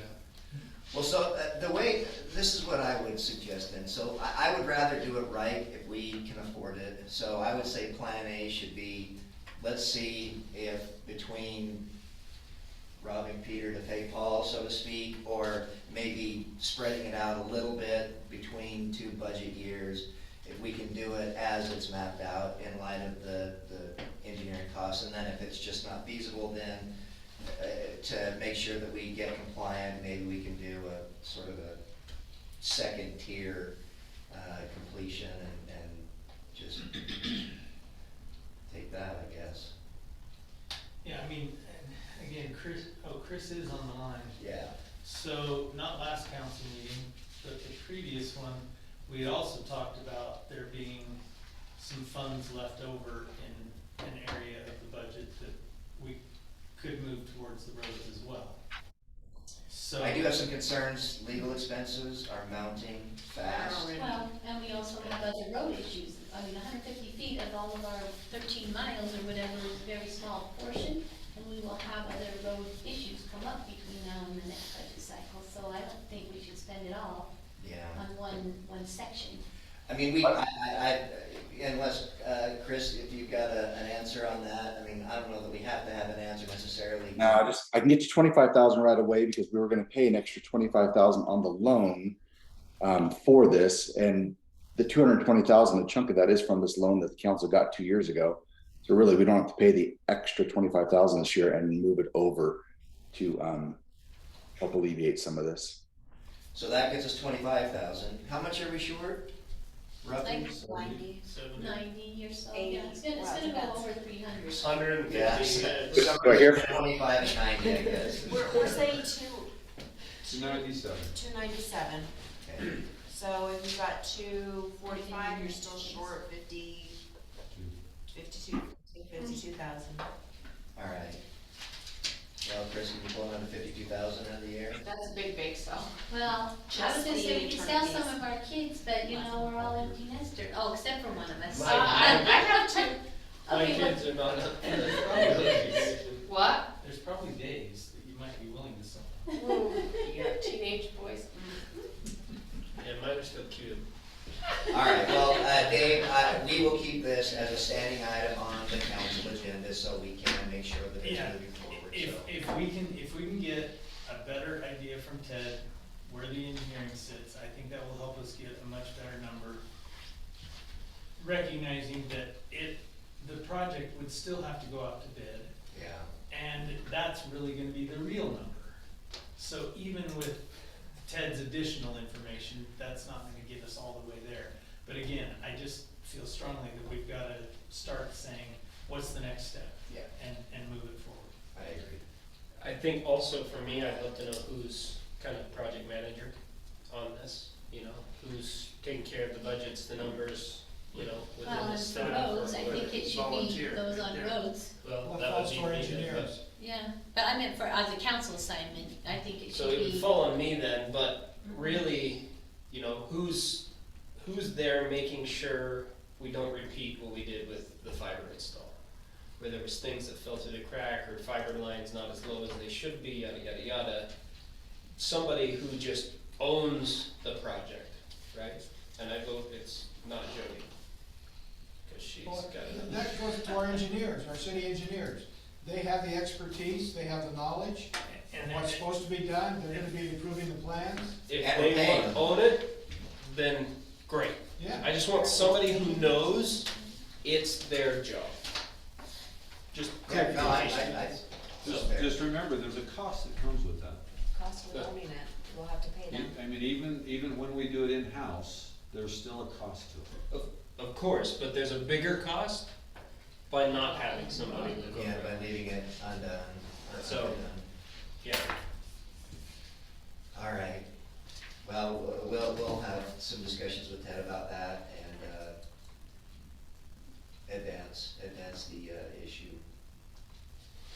All right, item 7, another standing, we've talked about this before, we haven't really seen it through, but I just wanna, I am happy to include budgetary items as part of our council. The one thing that, and I talked to Chris about this, the one thing that we would just ask is that, obviously tonight, we won't be able to have anything, but if you can get the questions to Chris and copy me, 2 days before the council meeting, then we can make sure that We have everybody's, time to to prepare. address it. So, but we'll keep it as a standing item on our council agenda too, so. are we gonna see August's numbers soon? I believe, isn't that what you sent out, Chris, for the 11th? No, You're we got- muted, Chris. Sorry. Yeah, they're sitting on I just gotta put them in the email. You'll see them here in a couple minutes. Perfect. Okay. Yeah, he sent the budget out, cause Yeah, that's for the 11th, Okay. yeah, I know. so, perfect. All right. Item 8, department and city council updates. Deputy Dudson, you're up. Do we call him deputy or sergeant?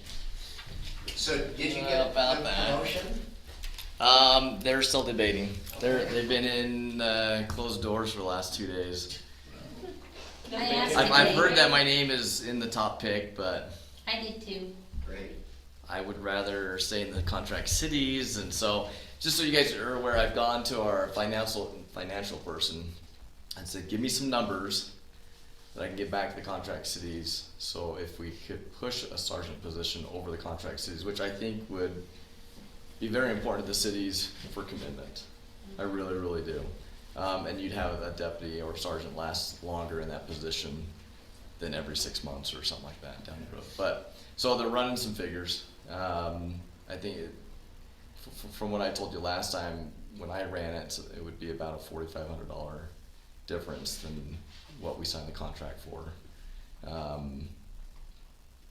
I'm hoping it will go less if we look at some different things. So I'll throw that out to you, and when it comes, I'll send an email out to you. So, Thank you.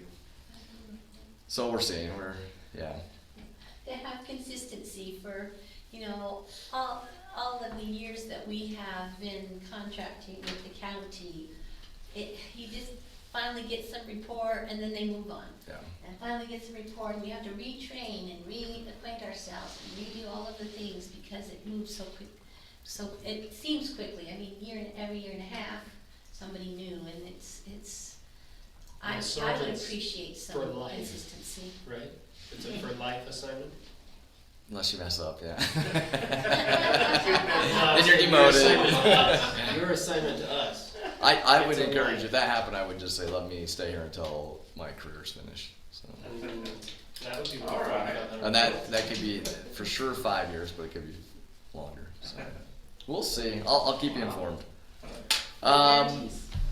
What's that? There's no guarantees. No guarantees in life, yeah. So for the month of August, we had 24 calls that came in through the public here in Woodland Hills. Just some of those, we had some accidents. The accident that happened the other day was a motorcycle on Woodland Hills Drive. It initially came in as Woodland Hills, but it's actually in Salem. It was north of the roundabout. So it wasn't at the roundabout like it's. Correct. Yeah, it was actually a little bit further down. Saturday night, right? Yeah. We had the majority of those calls were citizen contacts, some questions, animal problems. We had one domestic violence, one disturbance, a couple of fire alarms. We had the fire vehicle, the truck that caught on fire up Summit Creek Road there, overheated and destroyed it.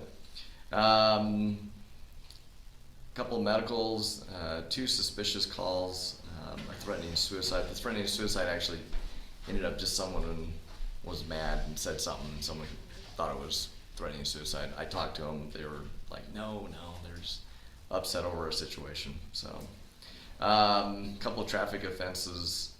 Looking at you. I haven't done it. It wasn't. She got So- it, Courtney. Just It's in fine. So that was 24 calls that came in through the public. There was 31 details generated by deputies up here, and myself, and then others that were in the area. We had 17 extra patrols through the city, through other deputies, and then paper service, that's serving legal documents, 3 parking problems. We do have that new ordinance in force, I guess, now, so we'll see where that goes. Couple of suspicious calls. A majority of it was extra patrols and citizen contacts. So, If you can give me those numbers and the September numbers also, for next week is Okay. October. so I thought I sent you the August ones. We looked.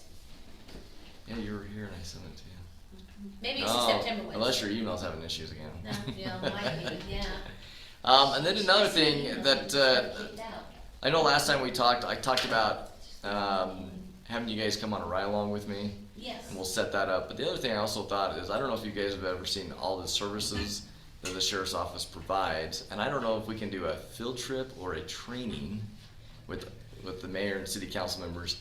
And I'd like to set a date and we can go down, we'll tour the sheriff's office, we'll tour the jail, we'll tour the 911 dispatch center, we'll tour our evidence, our SWAT shed, and our fire department where the Utah County Fire Department houses everything. Yeah. Search and rescue, just so you guys can understand all the services that are provided. But the other day I thought, hands-on, well, let's go on a field trip or a training. I don't know how you guys can classify that, but That sounds great. Probably- I really like the SWAT ride along. Can we, you wanna shoot some guns? I mean, Go to that I slide want to place through that a you wall have. and, Man, I want you dropped off at dispatch. Give me automatics. well, I think it would be great for Yeah. the city to kind of see what those resources are, though you don't see all those all the time, but Yeah. to kind of see So when are you what we do. looking at? So we can look at our calendars. So probably an evening, because that's probably gonna be best for everyone's So schedule. non-council night. A non-council night, it'll be yes. a more interesting council. than- So can I ask a question? Yes. Because I haven't seen this in a while, but I noticed that someone within Woodland Hills got pulled over for, I assume, speeding. I just hadn't seen that, so are we now, like, being a little more proactive? with So speeding there's on Woodland Hills I Drive? talked to Jody and Craig about this. They're super excited to see this, but there was a deputy that he had been on major crimes and now he's back on patrol, and so he has that young, fiery blood in him for patrol work. But he's Gets pissed.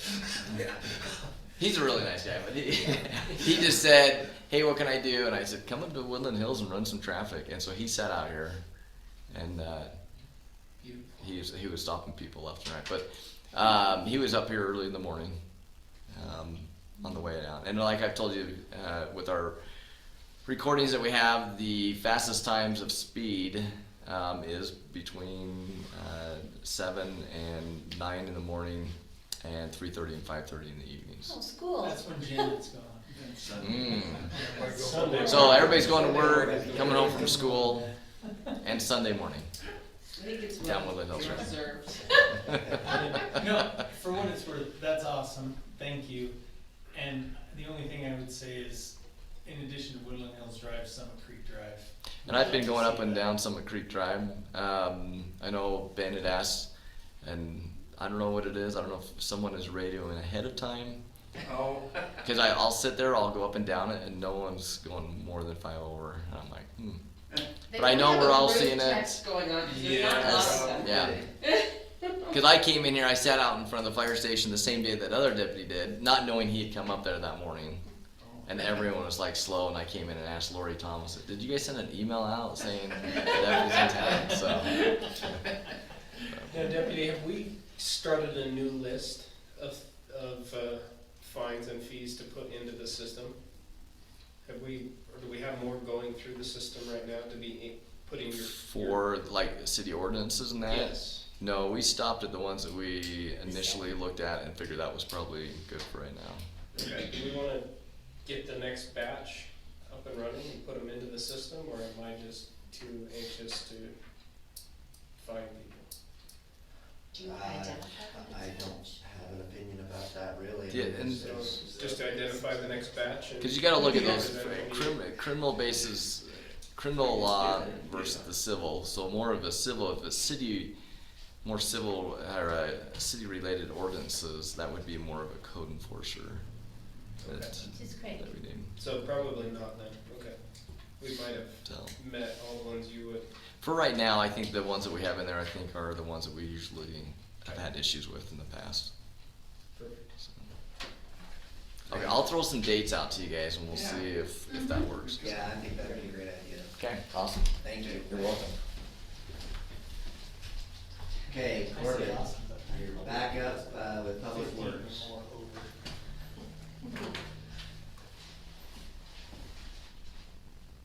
Me? Yeah, Public Works. Sorry, I didn't get that. I announced you mid-yawn. Yeah, I guess. Yeah, whatever. Well, you got anything? No, I mean, the well, we've got the membrane liner in the fuel vault in the back of the basement today. Mark and I went up and got the tanks prepped. We could use a couple of volunteers, a couple of more besides Mark. When? This is what you asked me to get volunteers last time, and then you said, don't get them. Yeah. Yeah, so So- for when? But you didn't tell me a new date to get more. Next Tuesday works for me, anytime except next Wednesday of next week works for me. Next Tuesday.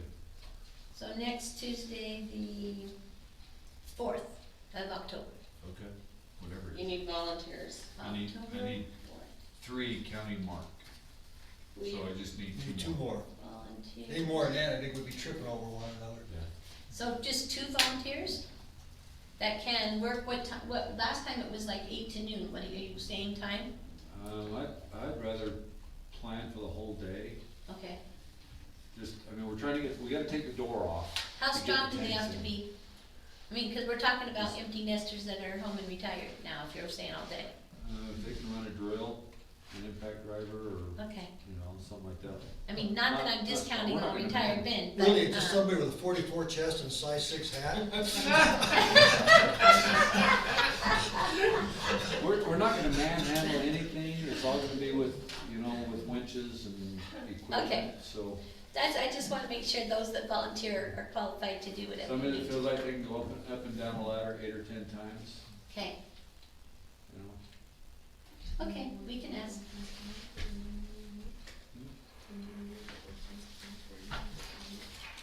Do we need to worry about workman's comp? Or Yeah, anyone that kind getting of stuff. hurt? I mean, why not use your wildland guys, they're already on the payroll. Yeah. Just pull them off of mitigation that day. I'm fine with that. Well, we I should, think Craig should be asked. yeah. Yeah, no, I think so, know too. for sure too, Yeah, I'm just that's a saying good idea. that because of the liability thing and the That's what I was worried about, is if They're someone already gets put hurt, the system. tweaks their back. So volunteering for the burns a city knee out. covers you under workers. I'm just saying, cause We you've haven't got had the them. two young, you've got Jamin and Garrett, and They they're might both like doing something. young and strong, and Well, Mylan's still on leave, right?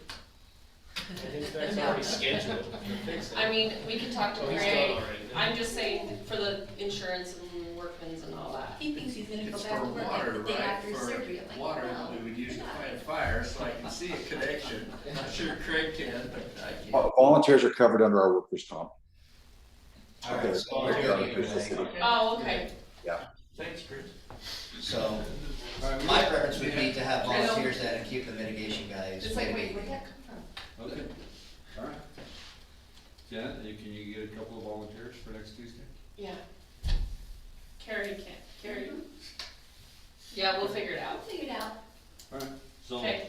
the wall's coming along. I mean, if we get the fuel tanks in the basement, then that's one step closer. You know, again, there's not a lot happens that doesn't have to happen, just because of everything else that's going on. So, Great. Okay, I think it's all I got. thank you. All right, Councilmember Hilliard. So, Public Works, we haven't met since, last time we reported, but we are working still on running numbers and getting information for waste removal. And then we probably talked the most about roads. We have in a long time, just in the last few hours. So you're up to date on that conversation. Parks, Trails and Recreation, we've got an ordinance submitted to, the Planning Commission for a trails ordinance. So we're going through some conversations with that, between Wade and the executive team. And then we've, done, install a bench, and we had fun with all sorts of other fun stuff. So not much there. Janet will probably fill in all those gaps for me. She knows everything. But yeah, that's enough for me. Great, thank you. Ben, I meant to talk to you about this. So the Mhm. garbage collection, do you want to present something to the finance committee about that? I'm not even really sure exactly the nature of the presentation, but just something to assess maybe the feasibility of it. What are your thoughts on something like that? So I've submitted a bunch of information to Mark. Mark, you and I probably just need to get back together and see where Yeah, we're we at met, there. what, 2 weeks ago, 3 weeks ago, Yeah. and talked about it? Yeah, so there's a few pieces I think we've got to figure out first. Okay, A cart before the horse type deal, mostly around location of storage. If we can't figure that out, it's probably a no-go. okay. And so if we can figure that one out before we release the finance committee Okay. on number crunching and everything, but Great. we'll keep you posted. Okay, great, thank you. All right, Councilmember Kinnison. Okay, I'll be quick. Just two things. I'm really glad to announce that the fire chief found grant funding that allows us to put some bins around the city again. So you'll see a few bins showing up to throw brush in. So that's pretty exciting news. Green waste dumpsters. We have That's what- something, we have something in the newsletter coming out about it. We have to make sure, he's trying to get more, but right now he just is having a few placed. But we have, the thing that we're trying to get to our residents is that, just because you put your leaves in one of those big black garbage sacks, you can't put the garbage sack in there, only the leaves. Right. So otherwise it contaminates the whole dumpster. Right, oh good, we're glad that announcement's going out. So if you see those green waste dumpsters, I can't call them trash bins, it confuses people. That's for green waste, that's good. We really like those in the fall because if we should have a fire, we can call them away immediately and get rid of a lot of problems. The second thing is there's a mountain between Woodland Hills and Summit Creek. And I don't know if you know this, but there are two deep canyons on both sides of that ridge. So if you go down to Autumn Leaf Circle and you go down, you see a little dirt road going down, and that enters into the gully of this side of the mountain from Summit Creek. It's obvious down in those approximately 20 acres maybe of Woodland Hills property, there is some heavy fuel. And we've always worried about a fire coming from either direction and getting away from us with no way to stop it. And so Utah County came up with this new machine that they frankly wanted to test it and see how it would operate. And they brought it into our city, and the chief took them down through this little gully. They cleared the gully on the way in, and they went and they started to build a fire line that goes up the hill and across the ridge and then down there. And it's not done. Don't anyone think that it's all done, but they want to come back a couple of times and keep improving that. And so. So is it building a road? I mean, is this going not. on any private property? It's never gonna be a road, and it's all on Woodland Hills property. That's an important question. There's nothing going on outside of our own city's property. We feel like it's kind of taking responsibility for our own property to live up to the ordinances we're trying to follow. So it's a good thing. So if it's not considered a road, but it's being cleared, It's how will a fire residents break. know? Will it be? We're gonna throw logs in the way when Okay. we're done, yeah, we're not gonna, Okay. we don't want kids down in there. It would be fun, but I don't think we want to do Not that. after watching that video. Yeah, exactly. They went off the ditch a few Well, times. and we don't want people just going into the woods with their No. ATVs and having a nice little campfire and Right, whatnot. it's- So we just providing access, although it's a fire break, it does provide reasonable access to some people. It will eventually be blocked. Good, Yeah, we okay. can't have it a permanent place down there where people could get to. We'll keep it open for a while we continue to work on it, but the county came out, they spent 4 or 5 hours almost, and did more than a crew of 30 could have done for 3 days, so it's just amazing what it does. And we did create a video that we sent you links to. We want you to know what the machine looks like, what it does, and it's very effective. And the county was gracious enough to come up and do it, and they want to come again and work on it a little more and clean up some of and widen the little place and complete it a little more. But we'll let you know when it's done, but it'll take a while still. But watch the movie, if you watch the video if you want, it's kind of interesting. It's how good that little thing video. works. Interesting.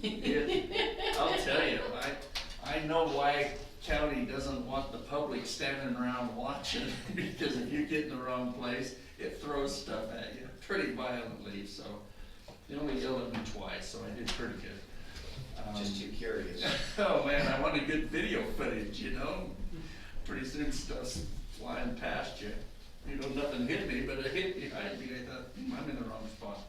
But it really throws, and you can see, they'll go through a bunch of brush, and when they go through, you look behind them, and there's just bare dirt left. I don't know, it That's just what chomps. we use that same, it's the county marsh master. Yes, And we use that same, Master. yeah, it's the same thing, we bought those, to do the mitigation around the lake for the Phragmites and whatnot, and so, because they're an invasive species and there's a lot of stuff that has happened there, so they were purchased, to try to get that down, and they do a spray first, and then they come back, and they have done thousands and thousands of acres all around the lake, but they were saying, what else can we use these machines for? And that's what they are for, is to come and then take down that, other, Yeah, so it works. yeah. So It's pretty interesting it's to a be neat on. tool. Yeah, it's very interesting. And those guys are pretty good drivers with it. I wouldn't have wanted to take it in a couple of places where they went.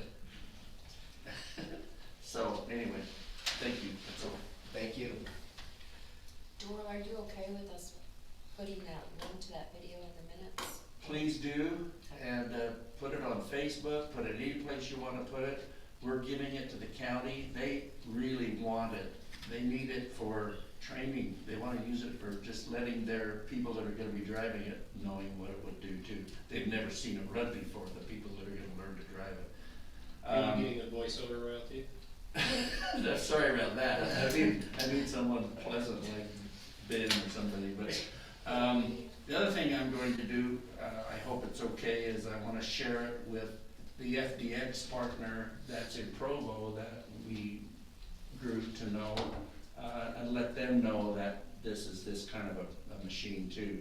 The county would like to use the machine for Provo in areas, and they're gonna use it in Payson and Spanish Fork. It's just very valuable for everybody to know about it. And so they're grateful to get some footage of how it works, and so they can market it, if you will. Question. Keep it busy. Was there any thought, since that's all on Woodland Hills property, is to extend that and make little trails? Funny, Ben and I just been texted each other Out trail. of that, okay. funny you should ask. I think it would be very effective and fast.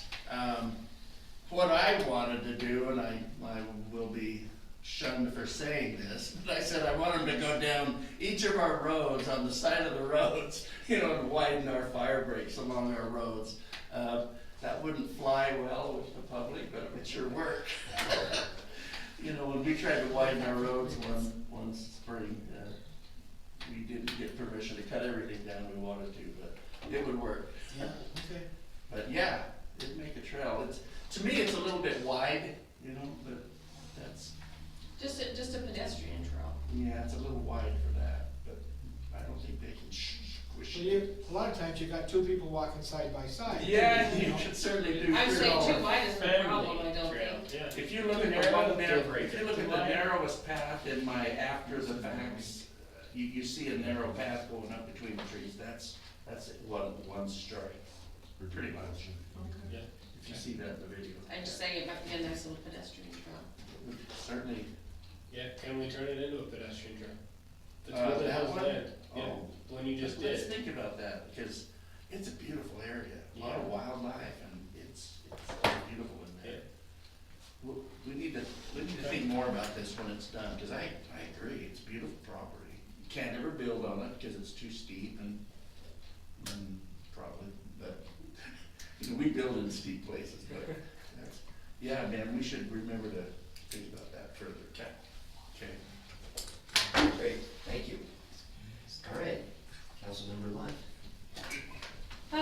So city events, that's not the city one, but I'll just mention again of October 8th, South Valley, it's a Saturday, 10 to 3. All cats are free, all dogs are $20, so if you need one, go get one. And then, I was thinking that I had a break, but Carrie reminded me that we have trunk or treat coming up. I'm actually getting texted because, Carrie kind of presented, Saturday the 29th or Monday the 31st. And a resident is complaining to me right now. I know, he's been complaining to me too. 31st, right? But- What's the resident want? Well, He wants the 31st. I said Saturday night because of all the setup and all the work. The committee that she has that does this, it takes a few hours to do it. It So takes a you're good doing- half a day to make set it nice, up. Like last year, it was Mhm. a big set. And also little kids, and costuming and everything, it gives them a little more time, and then they can do their family parties on Monday. But we've done it on Halloween before, but we haven't had it as elaborate as we did last year. Yeah. So I guess I'll ask you guys, we already put it out there for the 29th, but, what do you guys thought? I think the 29th's a great idea.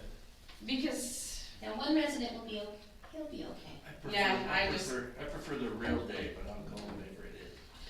well, it's more about logistics and setting it up, right? So if we go with the real date, it's probably gonna be really basic. It'd be very pared And down. probably not as long because it's a school night. Mhm. But I'd be okay with that too. I prefer the real night as well. That's just.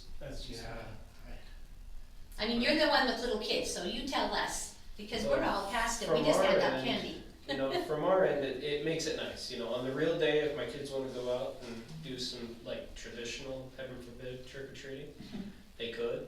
Mhm. But Drive them down. if we're gonna get, I'd say, if you get more people on the real night, let's do it the real night. If we can get more people on the 29th, I say we do it on the 29th.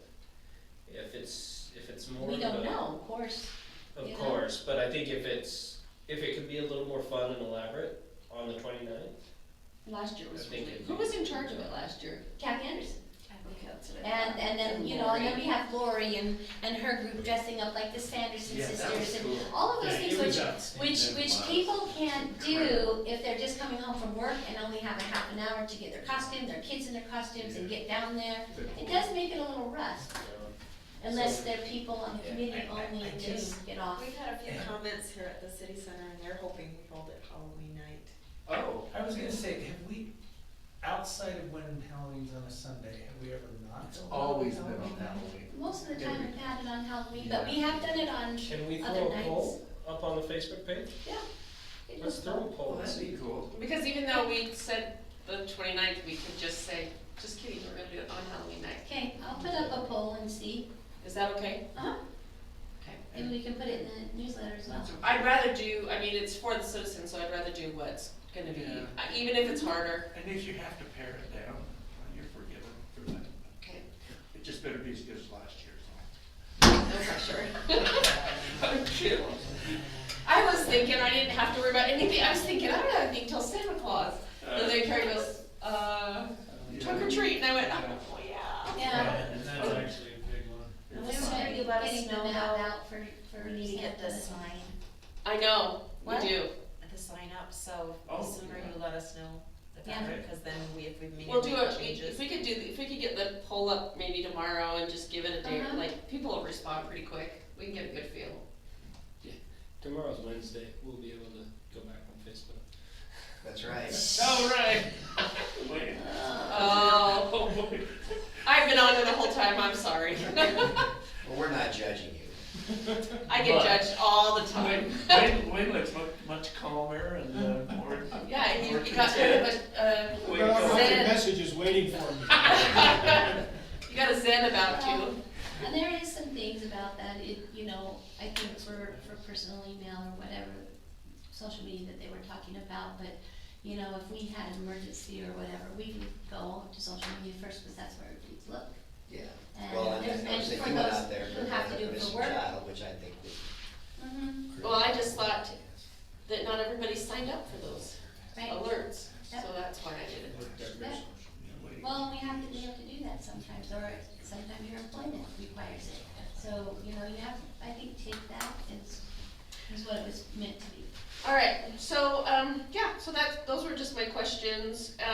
I'll talk to Kathy, I'll just talk to Kathy and find out all the details and see if she wants to do it again. She's got a big closet that you can just clear out. Yeah, She probably does. Oh, or she's gotta at least advise me, right?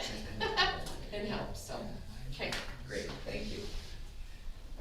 Councilmember Malkovich. Communication, we're still working on the newsletter, we're trying to find a good balance on what, our small committee can actually produce. We would love to be able to produce weekly, so that it's more up to date and not so long, but we can't, we're having a difficulty finding volunteers. For all the people, are busy with other things, so it may be every other week now instead of every week. Just to help with that. Community Watch, the deputy and I are meeting this Thursday to start getting all of that plan in place. So that we can make sure our neighborhood watch and our community watch are all coming together well. We're kind of making that a dual purpose with the law enforcement side and the emergency management side, so that we can make sure that we're covered in all areas. And then with regards to that, today was one of my normal meetings for emergency management, and the money that we were able to receive for the county has come forward, and they have hired new people, and so we are now going to be assigned here pretty quickly to a specific person who is going to help us make sure our plan is written in compliance with FEMA standards, and so that if we ever have another disaster, we know that we've done everything right, so they can look at it, and then we don't have to go through some of the hoops and the paperwork we had to last time.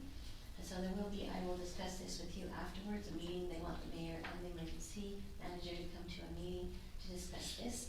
We are one of the first people on the list so I feel very fortunate with that.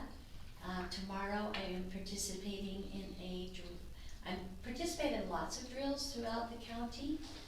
Different cities put on different drills, and we can come, observe, help them do some things. Spanish Fork had one at the hospital not too long ago. They have one coming up at the airport. Layton does a lot. Tomorrow, though, we're doing a citywide drill with Park City, and they have asked us to come up and see the way that they have planned, kind of give some feedback, see some protocols that they put into place in case it's something that we want to do in our own exercises. So it will be very, I think it will be good. So again, remember, just if you have anything that you would like in the newsletter, get it to me on Fridays, and then it will go on the next one, whether it's that next week or the following week, depending on our schedule. Great. Thank you. Councilmember Pratt. So we already talked about water, so we'll just move on there. Planning Commission attended their last meeting. I'll just say I really appreciate the work that they do and the vetting that they do. They discuss a lot of the questions that we ask. They probably triple that in the number of questions that they ask, and so I appreciate that level of vetting. But I think they're doing well. So anyway. Great. I just appreciate Wayne always being here. This is a big deal, you know. He knows what's going on. This is all the beginning. He's here all day, every day, this is what I can see. That's what I see. I think there's a bed around here somewhere. Amen. Thank you, Wayne. We should give him his own parking spot or something. Yeah. Outside, right? Yeah. Unpaid employee of the month. ACK or whatever. Now's a great time to paint that on the asphalt. Yeah. I can get on that. Yeah, well, Get his own parking space. Yeah, a reserved I can spot. stencil that. Yeah, let's do it. all right, Just Dave, tell me before which I one. let you off the hook, I know that you had indicated that, in your opinion, 2 council members were not needed for the finance committee. And I talked to Dave Taylor. Janet, you should be looped in on all finance committee meeting correspondence. You're certainly, Can we oppose your your expertise. Can I just be a backup? So look, here's the thing. The finance committee meets once a quarter. And the entire objective of the finance committee was not to be in charge of the finances. It was to help vet the larger expenditures that the city occasionally makes. And it was meant to be a citizen committee. I just feel like having 2 council members, when you only have 3 committee members, tilts it a little too heavily towards the political side of things. And I don't want that. So I'm willing to step away so that we maintain the integrity of the committee. I think the integrity of the committee is way more important than any individual council member. So that's how I feel. Well, I appreciate you saying so, and I respect your decision and your wishes. Did I say Dave? I meant Mike Taylor. He. I know, I was kind of thinking, when did they change? Yeah, no, they're, in my mind, they're interchangeable, they're both Taylors. And so- And it's the same general area. Right. But Mike expressed his appreciation for your years of service, and I know he's looking forward to working with you too, Janet, so. And my thought was just to be more of a backup. Well, you're not. You're it. And again, I wanna make sure that committee can be relatively political free. Okay. So that I think is really critical for them to be able to just objectively look at, should we spend this money, what's the best way to spend it if we have to spend it? Get bids. Yeah. Yeah. That's really important to me. Great, well, thank you again. I have one thing that I forgot on mine. Yeah.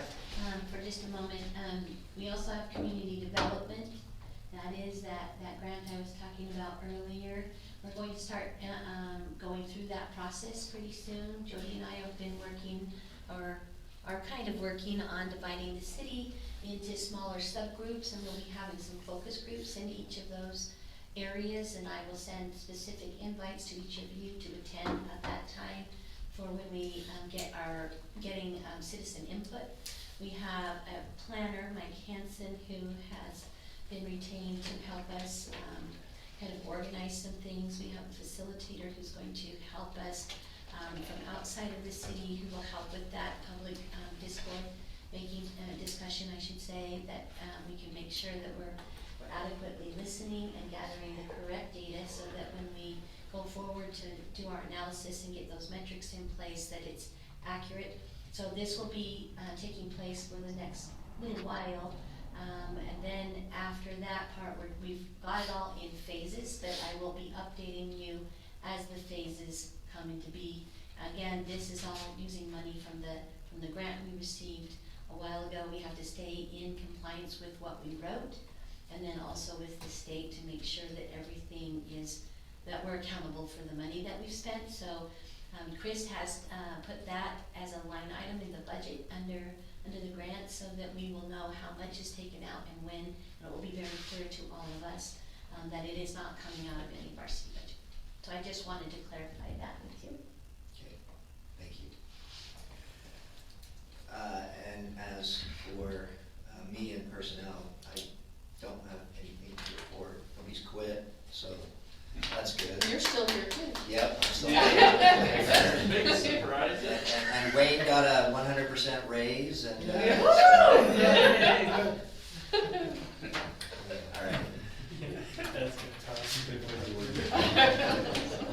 We have a little break. 100% Yeah, raise. so any upcoming items that anybody wants to propose for Somebody is future really meetings? right on that and, I think of anything right now. Wayne, Before you close the work session, can I comment as an addendum to the thing that Janet brought up earlier? I've looked through that state statute, and there's quite a few sister statutes, and that's not the one that we've adopted. That one has to do where boundary lines are in dispute, and there's question, and they don't know about them. But to the point that you made about a survey, this ordinance that we're suggesting requires a survey of the boundary line. So that will be done as part of the process for combining the lots. Most all of our lots are combined by a person owning two adjoining lots, and they want to combine them and build on it. So there's not a dispute with boundary lines and things like that in most all of them that we've done. and I know the county has gone to that requirement because a lot of people have, in the past, kind of done their own boundary line agreements, and it causes a lot more problems down the road. Yeah, certainly. Someone goes to sell and there's a big mess, and so that's why they require them, so. Yeah, but that agreement, that agreement that the state has put out, it says it can't be used for when the boundary line is known. It's for disputed boundary lines, Yeah. so. So the ordinance as proposed needs no additional. And I didn't, No, it doesn't. think it needed a change either. I It just says in wanted- there that a survey is required by a certified surveyor for the boundary line, so. Great, thank you. Okay. Okay, well then, let's close the work session, and we can reconvene at 8:30.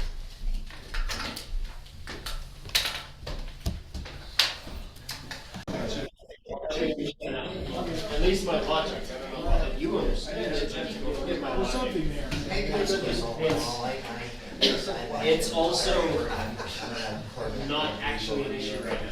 There's no trails in the city currently If we can that delay it, that'd be great. would actually fall into that restriction. I just wanted It's for potential future if. Somebody was in it. Okay. Couple of things, and then that. Great, thank you. Okay, we will call our council meeting to order. Jody, are we recording now? Okay, great. So, Councilmember Malkovich, if you would be so kind as to lead us in the pledge, and then Councilmember Pratt, the exhortation. All rise, and repeat after me. I pledge allegiance to the flag of the United States of America and to the republic for which it stands, one nation, under God, indivisible, with liberty and justice for all.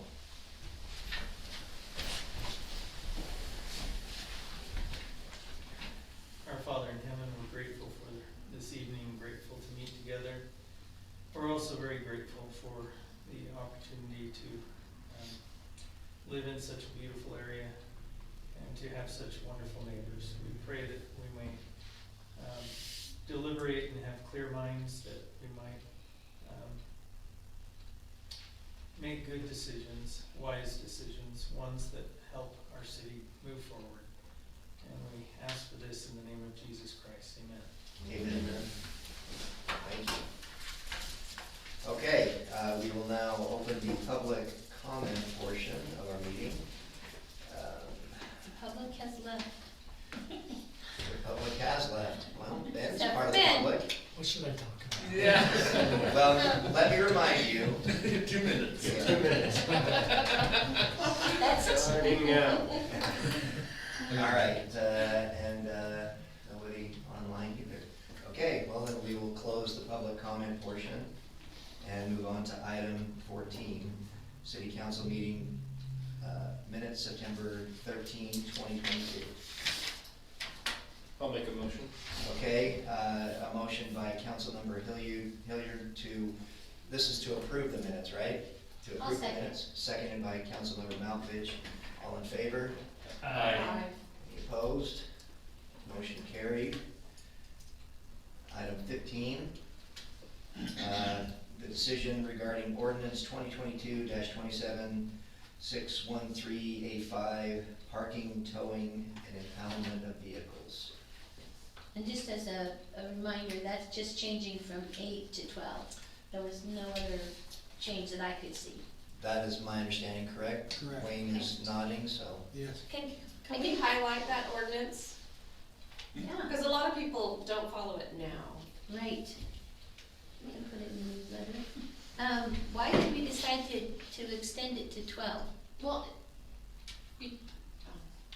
I'm saying to highlight it so that people aren't Right. surprised if they get towed, right? I Right. mean, if we highlight it, then they know. Right, and it was 8 before, but why did we extend it to 12? Just, Trying to be nice. I don't know, that's, because we don't No. allow overnight parking on the street. It was extended to allow for construction traffic to be able to park Oh. and be able to do what they need to do. they're usually working more than 8 hours a day, so figure 12 hours was sufficient time for. Some of them are leaving their cars all week. Then Not the, the law. Then we have them. orange sticker. Because between 1 and 5, you can't park on between 1 AM and 5 AM. Perfect. Okay. All right, so I'll entertain a motion to pass that ordinance as amended, or pass that amendment. I will make such a motion. Okay, Councilmember Kinnison makes the motion, I'll second. Go ahead. Go ahead. I'll second. seconded by Councilmember Pratt. Councilmember Lund. See, I'm not just a one-trick pony. I can change. Yes. Councilmember Kinnison. Yes. Councilmember Pratt. Yes. Councilmember Hilliard. Yes.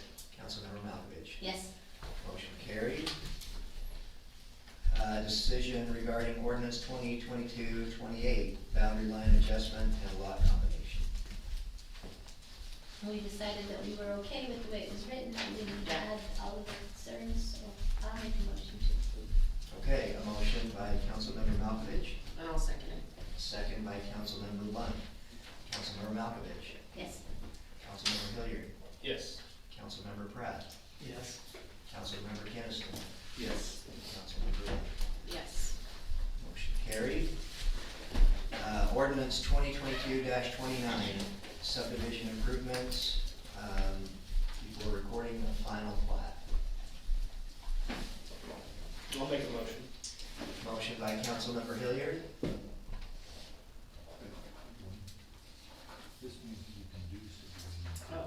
have a second. I'll second it. Okay. A second by Councilmember Lund.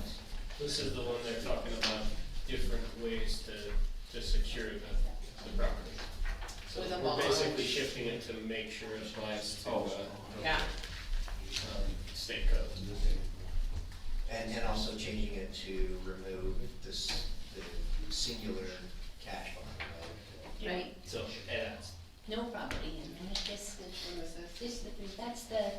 about that, you seconded. Yep. Okay, so Councilmember Lund, Yes. Councilmember Kinnison, Yes. Councilmember Pratt, Yes. Councilmember Hilliard, Yes. and Councilmember Malkovich. Yes. Motion carried. Okay, decision regarding the agreement of the 2022-03 Utah County Fire and EMS contract, subject to approval by legal counsel. That's what I was gonna say, can I make a motion that we approve it subject to legal approval? Yeah, okay, motion as stated by Councilmember Lund, I will second that. seconded by Councilmember Kinnison. All in favor? Aye. Any opposed? Motion carried.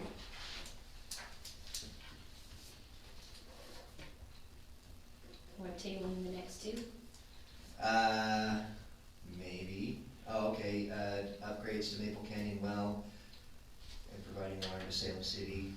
Water and dirt. Right. Well, I think, I am kinda curious, I mean, I get that if the upgrades cost more than a certain amount, but we don't have an amount, so I don't think we can really make a decision on that one. Providing water to Salem City, you know, probably the detail that we need there is how long and, you know, how much. But I'd be okay approving the providing water part. But I think knowing a little bit more about what are the actual upgrades, how much are we on the hook for? so Corbett, can we put together something for the next council meeting that, Yeah, I'll probably just see if Salem will come and give us a dog and pony. okay. And then, but as far as a decision, I think it would be useful to have sort of specifics laid out and maybe ask them to spell out exactly what they're asking for, and Right. then we can vote on that. Okay. Okay, And so when they want water, do we know when they're, when they want this, so not till the spring? Well, they were gonna try to get it bid out and do it in November, but at that point, it's probably just as easy to wait until spring, or just as well to wait until. So we'll table 19. I'll Yeah. get, We'll I'll talk to table 20, Salem 'cause you're, and Ben, see you're if they'll gonna write come a up and give us proposal for an next council on explanation. 20. Wait, what'd you say, Corbett? I'll talk to Salem and see if one of the guys will come up and give us an explanation. Okay, perfect. All right, yeah, and then as Karen mentioned, so Ben, you will put together a more detailed proposal regarding Yep. the Full dirt. process the and dirt. procedure. Okay. All right, well, that finishes all business and discussion. We do have, I would like to keep it brief, but we do have an update on some of the legal, so if we can do a closed session, then we will. Make a motion that we enter closed session. Okay, motion by Councilmember Pratt, Second. seconded by Councilmember Malkovich. All in favor? Any opposed? Okay, we are in closed session. Good night, Ben knows Ben. that he's not wanted anymore, he's out. Thank you, Deputy. Bye, Ben. Thank you. Thank you. Yeah, and if you want. Now you Yay. can. You were saying, Dave? I will make a motion that we adjourn our council meeting. Okay, motion to adjourn by Councilmember Pratt, I'll second that. seconded by Councilmember Hilliard. All in favor? Aye. Motion carried, meeting adjourned.